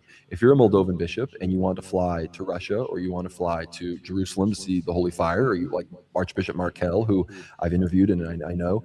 They don't let you go. They just hold you up at the airport. They stop you for 5 hours. They question you under matters of national security. They eventually let you go because you haven't done anything wrong, but you've long missed your flight at this point. So, what's the rationale behind that? Well, all the bishops are part of the canonical church in Moldova, which is, of course, under the Moscow Patriarchate. So they're spies, according to the government. So I didn't realize that the Moldova government was that entrenched with. Okay. I was there to cover it. I spoke with the parishioners in the villages there, and the government is actively stealing their parishes from them. It's just Ukraine all over again, and nobody's talking about it. And the worst part about it is it's all supported by the Romanian church. It's not a schismatic group. Really? Doing this. Yes. The Romanian church is supporting it. Why? Yes, it's the Romanian Metropolia. It's called the Bessarabian Metropolia in Moldova that is stealing these parishes from people. They're completely violating the canonical jurisdiction of the Moldovan Orthodox Church under Metropolitan Vladimir, and it's horrible. I can send you an interview. I went on RT and talked about it a few weeks ago, and and there's a good chance I'm probably banned from Moldova now. So, because there's all these articles in Romanian media about how me and the people I went there with are Russian spies and all this other nonsense or make propaganda. So, but isn't Patriarch Daniel? I've heard that's positive Bulgaria. things about Bulgaria. Oh, that's Bulgaria. Okay, so who is the Patriarch of Romania? Also Daniel. Oh, okay. Well, I've heard No. No. So he's Romania is not great, man. I mean, in Romania, they don't even do the Holy Week hymns because they're anti-Semitic. what? Because Romania's in the EU, so they had to institute a high court of hate crime appeals. And the Jewish community of Romania sued the church, and the court instituted that, or at least apparently in the villages, they don't care. But in Bucharest, you'll go and you won't hear the same Holy Thursday, Friday hymns you'll hear at your parish because they're anti-Semitic. Oh my gosh. I was not aware of that. See, Romania, given that they've like the highest per capita monastics in the world and the percentage of Christianity in Romania. It's a very complicated situation because Romanians hate Russia and they view Moldova as Romanian territory because the people there are effectively Romanians. And so they think the fact that the Moldovan church exists and it isn't connected with Romania, it's all Russian imperialism and all this stuff. And that's why, I mean, if you know about Transnistria, that's why that's the whole thing. And I went to Transnistria and it's a terrible situation and nobody talks about it. And it's a lot harder to talk about in the Orthodox world, unlike Ukraine, where almost everyone is kind of united at this point. You talk to Romanians and they want to just they tell me, oh, you're just one of those Russian shills. Moldova belongs to us. They don't even want to hear it. It's like, well, you're openly violating like dozens of canons and going against Orthodox ecclesiology because of your political interests. But I'm the bad guy? Like, okay. Wow. That's crazy. We could do a show. I did a whole show about. I can send you. I did a whole episode about this. Yeah, send it to me. I want to get caught up on that. I'm not familiar on some of the details that you just mentioned. Do send me that. I want to check it out. Solid Snake throws in 2, says, "Hi, welcome to Costco. We love you. Yeah, you need to do that in a nice thick Tamil just off the boat accent. Thank you. Come again. Yeah." Ortho Yuji throws in 5, says, "Are world leaders like Putin familiar with the prophecies?" That's definitely a question for you. I'm not sure. It's a great question. I can tell you, unfortunately, if you listen to Putin's interview with Tucker Carlson, Putin does not believe that religion plays a role in world affairs. So that's his perspective. I can tell you that Dmitry Medvedev, who was a former president of Russia, he's not that relevant anymore. He's like 35th in the rank to become president, but he is on the National Security Council, I believe. So he has sway. His wife is a personal close friend of Metropolitan Neophytos. Metropolitan Neophytos has spoken with Medvedev before. Unfortunately, the word on the street is Medvedev is not, he has some problems maybe with alcohol and other things. So he's not the most. I remember Metropolitan mentioning that in the interview with the Russian. Yeah. Like 2023. Apparently Medvedev's wife is very pious. So she would be interested in someone like that. But Putin, as far as his public comments to Tucker Carlson, he doesn't seem to consider those things very strong. And how much influence do you feel like Dugan has? That was a question that came up. I was on Cleve's show, Cleve to Antiquity, and someone was, all fearful about Alexander Dugan as this big bad boogeyman. And I was like, well, guys, relax. One, he's not as Gnostic. From my understanding, I don't know him. I know that you actually have a relationship. I was like, he's not the Gnostic that people describe based on earlier writings he had. Like, he's an occultist, he's secret, he's not really Orthodox. I was like, that's not from my understanding. And I don't see him as this boogeyman that he's portrayed as. What's your perspective on all that? The idea that he has some influence on Putin is definitely not true. Like, he is, if anything, his biggest influence, Russia allows him to like be one of the main communicators to the West. Like, that's the main thing. Like, his audience is now like you guys, us, and like all the people in the information space, because he's very good at English, multilingual, has all these writings. He's great on modernity. Everything he says about Western modernity, I'm totally in agreement with. I mean, look, I talked to him. His wife is a very, very lovely woman. I really like him, and I asked him specifically. I was like, "Do you believe in like Orthodox Palimism? Like, do you believe that like the Orthodox understanding of God, and is that what God is? Do you believe that's objective?" He's like, "Yes." Like, he confirmed. He told me that he attends the Edina Veri. He's a so that's the canonical old rite in Russia. If you don't know what that is, and. So look, but I don't agree with everything he says, and the problem is it's the same problem with Russia. I'm not a politic, like my political ideology isn't my thing. Obviously, I talk about politics a lot, but the whole fourth position, all this stuff, it's all just cope because they can never, they hate Nazism, they hate fascism and all this stuff. So they have to invent all these new ways to be like monarchist authoritarian that isn't somehow in any way comparable to fascism, because the wound in Russia about the Soviet Union versus the Nazis is so deep. And it's really one of the big problems in their society is like, why don't they just appeal to Orthodox monarchy? Well, because like their biggest crowning achievement for civilization to them is defeating the Nazis in World War II. So like that's what they're the most proud of. And just and all these, I talk so many times. I talk to so many people in Russia about this all the time, and they just, and so many of them will like hear everything I'm saying and like, yeah, but they invaded us. So like that's what it So is. did Napoleon. Yeah, so did Napoleon, and your people were being genocided at the time. So I don't really understand why you care. But I get it. It's an ethnic thing. It's a nationalistic thing. They don't want to be ruled over by Germans. I'm sympathetic. But in general, Dugin, he understands a lot of these things, and I think, is hip to a lot of these things. He's just unfortunately somewhat restrained by what Russia, I guess, is somewhat ready for. And he's right. I mean, especially recently, people always criticized him for having a sort of syncretist view with Islam and Christianity and these things. But you'd think he would have kicked that up to 11 with everything going on. But he's like, makes it very clear. He's like, no, just because we support what they're doing there as a civilization doesn't mean that we don't. Like, Christianity is true, and they should still become Christians. And I think in many ways, our view, like, you see all these people saying, like, how can you support Iran? You're a Christian. How can you support Muslims? Like, this is all from a very individualistic perspective of Christianity. Historically, civilizations converted to religions. It was not individuals that converted to religions. So this idea that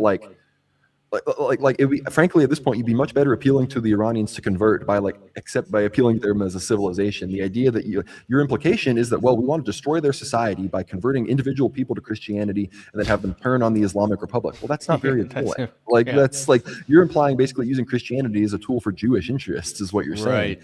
So basically, I think people need to kind of get out of this sort of brain rot. Like, it's basically the sort of, most people, all these Orthodox people, oh, they don't want to be racist. Oh, I don't want to be anti-Semitic. Oh, I don't want to be sexist. Oh, I can't be anti-immigrant. But because we're Orthodox and we're chauvinist, we can all hate Muslims. To me, it sort of just seems like you're just kind of a bitch, and you don't want to, and you think it's cool to hate on Muslims.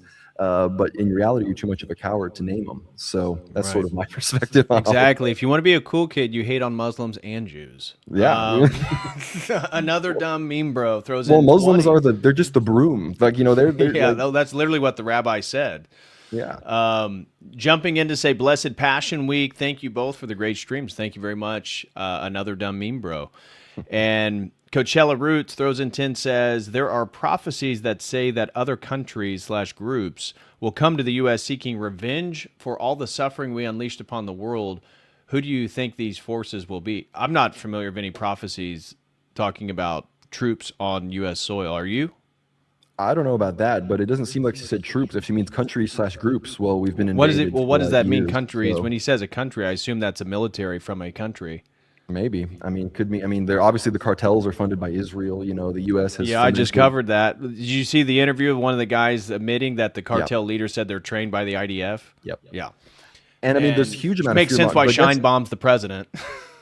But because they lie like they breathe, the narrative from the Jewish media is actually that Hezbollah is embedded in the cartels. So that's. I mean, I could see sleeper cells or something like that, but I'm not aware of any prophecies regarding countries coming to the U.S. to seek revenge. I would assume that'd be a military force. But as far as groups seeking, I mean, look, I'm sorry, but every brown immigrant that's come here in the past 10 years is here to seek revenge. They're here to extract wealth from white people. They're here to sometimes kill white people. So that's. I'm still not aware of any prophecies though describing this. Neither am I.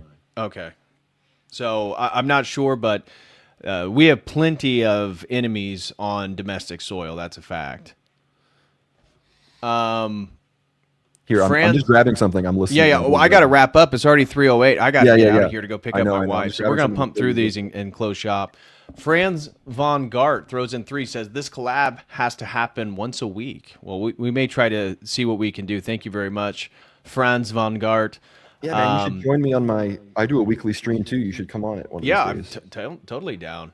Rasputin Archive, shout out to him. Says, good show. Thank you very much, brother. Great work Part 2 of our Rasputin series with him coming soon, probably a month out. Oh, okay. I watched the first one because I did a stream on Rasputin and St. Nicholas and watched that stream. I thought it was very interesting. And then I followed his X account. He's a personal friend of mine in real life. So. Oh, okay. Well, shout out to him. I obviously don't know him, but really appreciate his work. Taint Nuffham throws in 5, says, one criticism of the Russosphere is in general is also their willingness to ally or kneel to Islamic influences, specifically Putin, Dugin, or Kirill. I'm curious did what just your talk about perspective. that. I wouldn't say that they kneel, but they're in a demographic situation where they have to appeal. In his defense, he said keel, but it's basically the same thing.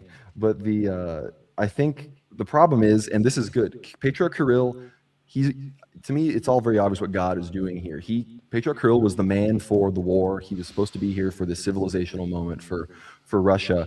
And if you read a lot of the people that are rumored to, like the two main people I think that are likely to succeed him are obviously Metropolitan Tikhon of Crimea, author of Everyday Saints, who's amazing. And I think the other one is Archbishop Sabas of Zelenograd, who's the current head of the mission department for the Moscow Patriarchate. I met him. He's amazing. I literally pressed him on ecumenism, and he, gave me great answers and everything. And he even recently released entire statements about how things we see from the Vatican about how they believe that we worship the same God as Muslims is completely wrong, and we reject this as orthodox. And he's a very young rising bishop in the church. And so I think, again, that is not a position that is really, yes, they can't. Yes, is the Russian church able to send mass missionaries to Chechnya right now like we would like? No, that would be dangerous. But I think as we move forward, slowly but surely, we are getting there. Right. And to their credit, the Muslim communities, especially in like the Caucasus region, they do view themselves as Russian. They've bought into the Russian Federation perception of themselves. So there is at least one hurdle, a national identity that then could maybe slowly bleed into a religious conversion. But the context for Russia is very different than America. If anything, it's unfortunate that they're Sunni. That's like the real problem, because I always view Shia as much more compatible with Christianity. Yes, I would agree. And easy to convert. They're not iconoclastic. They're not as interested in supporting Israel, like all these sorts. They're more mystical. Yeah, no, I totally agree. Aaron throws in another 5, says, people are waking up to the myriad of errors of modernity, and podcasts like yours helped me and others find orthodoxy. Keep up the good work, gents. Well, glory to God, brother. We're both humbled if we had helped you in any way. We just make content and do our thing online, and God's will be done. Randall Gregory throws in 10, says, your thoughts, Russian Orthodox calling ecumenical patriarch Bartholomew of Constantinople, referring to him as, quote, Antichrist in a cassock, and, quote, devil in the flesh. We kind of already covered that, but do you want to say anything specifically to that? I think that statement's from Russian intelligence, and this is Dimitri and I's perspective on that, was we think that Russian intelligence, before they start calling Orthodox bishops the Antichrist, they should take down, instead of building new statues to people that killed Christians during the Soviet Union, they should take those down first. Yeah. No, And I'm not just talking about General Stalin statues in Russia. I'm talking about Russian intelligence built a statue of the head of the NKVD who killed Christians actively like 2 years ago. So, wow.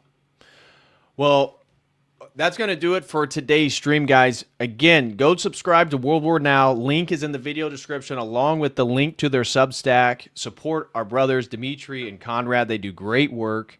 Thank you all so much for the support today.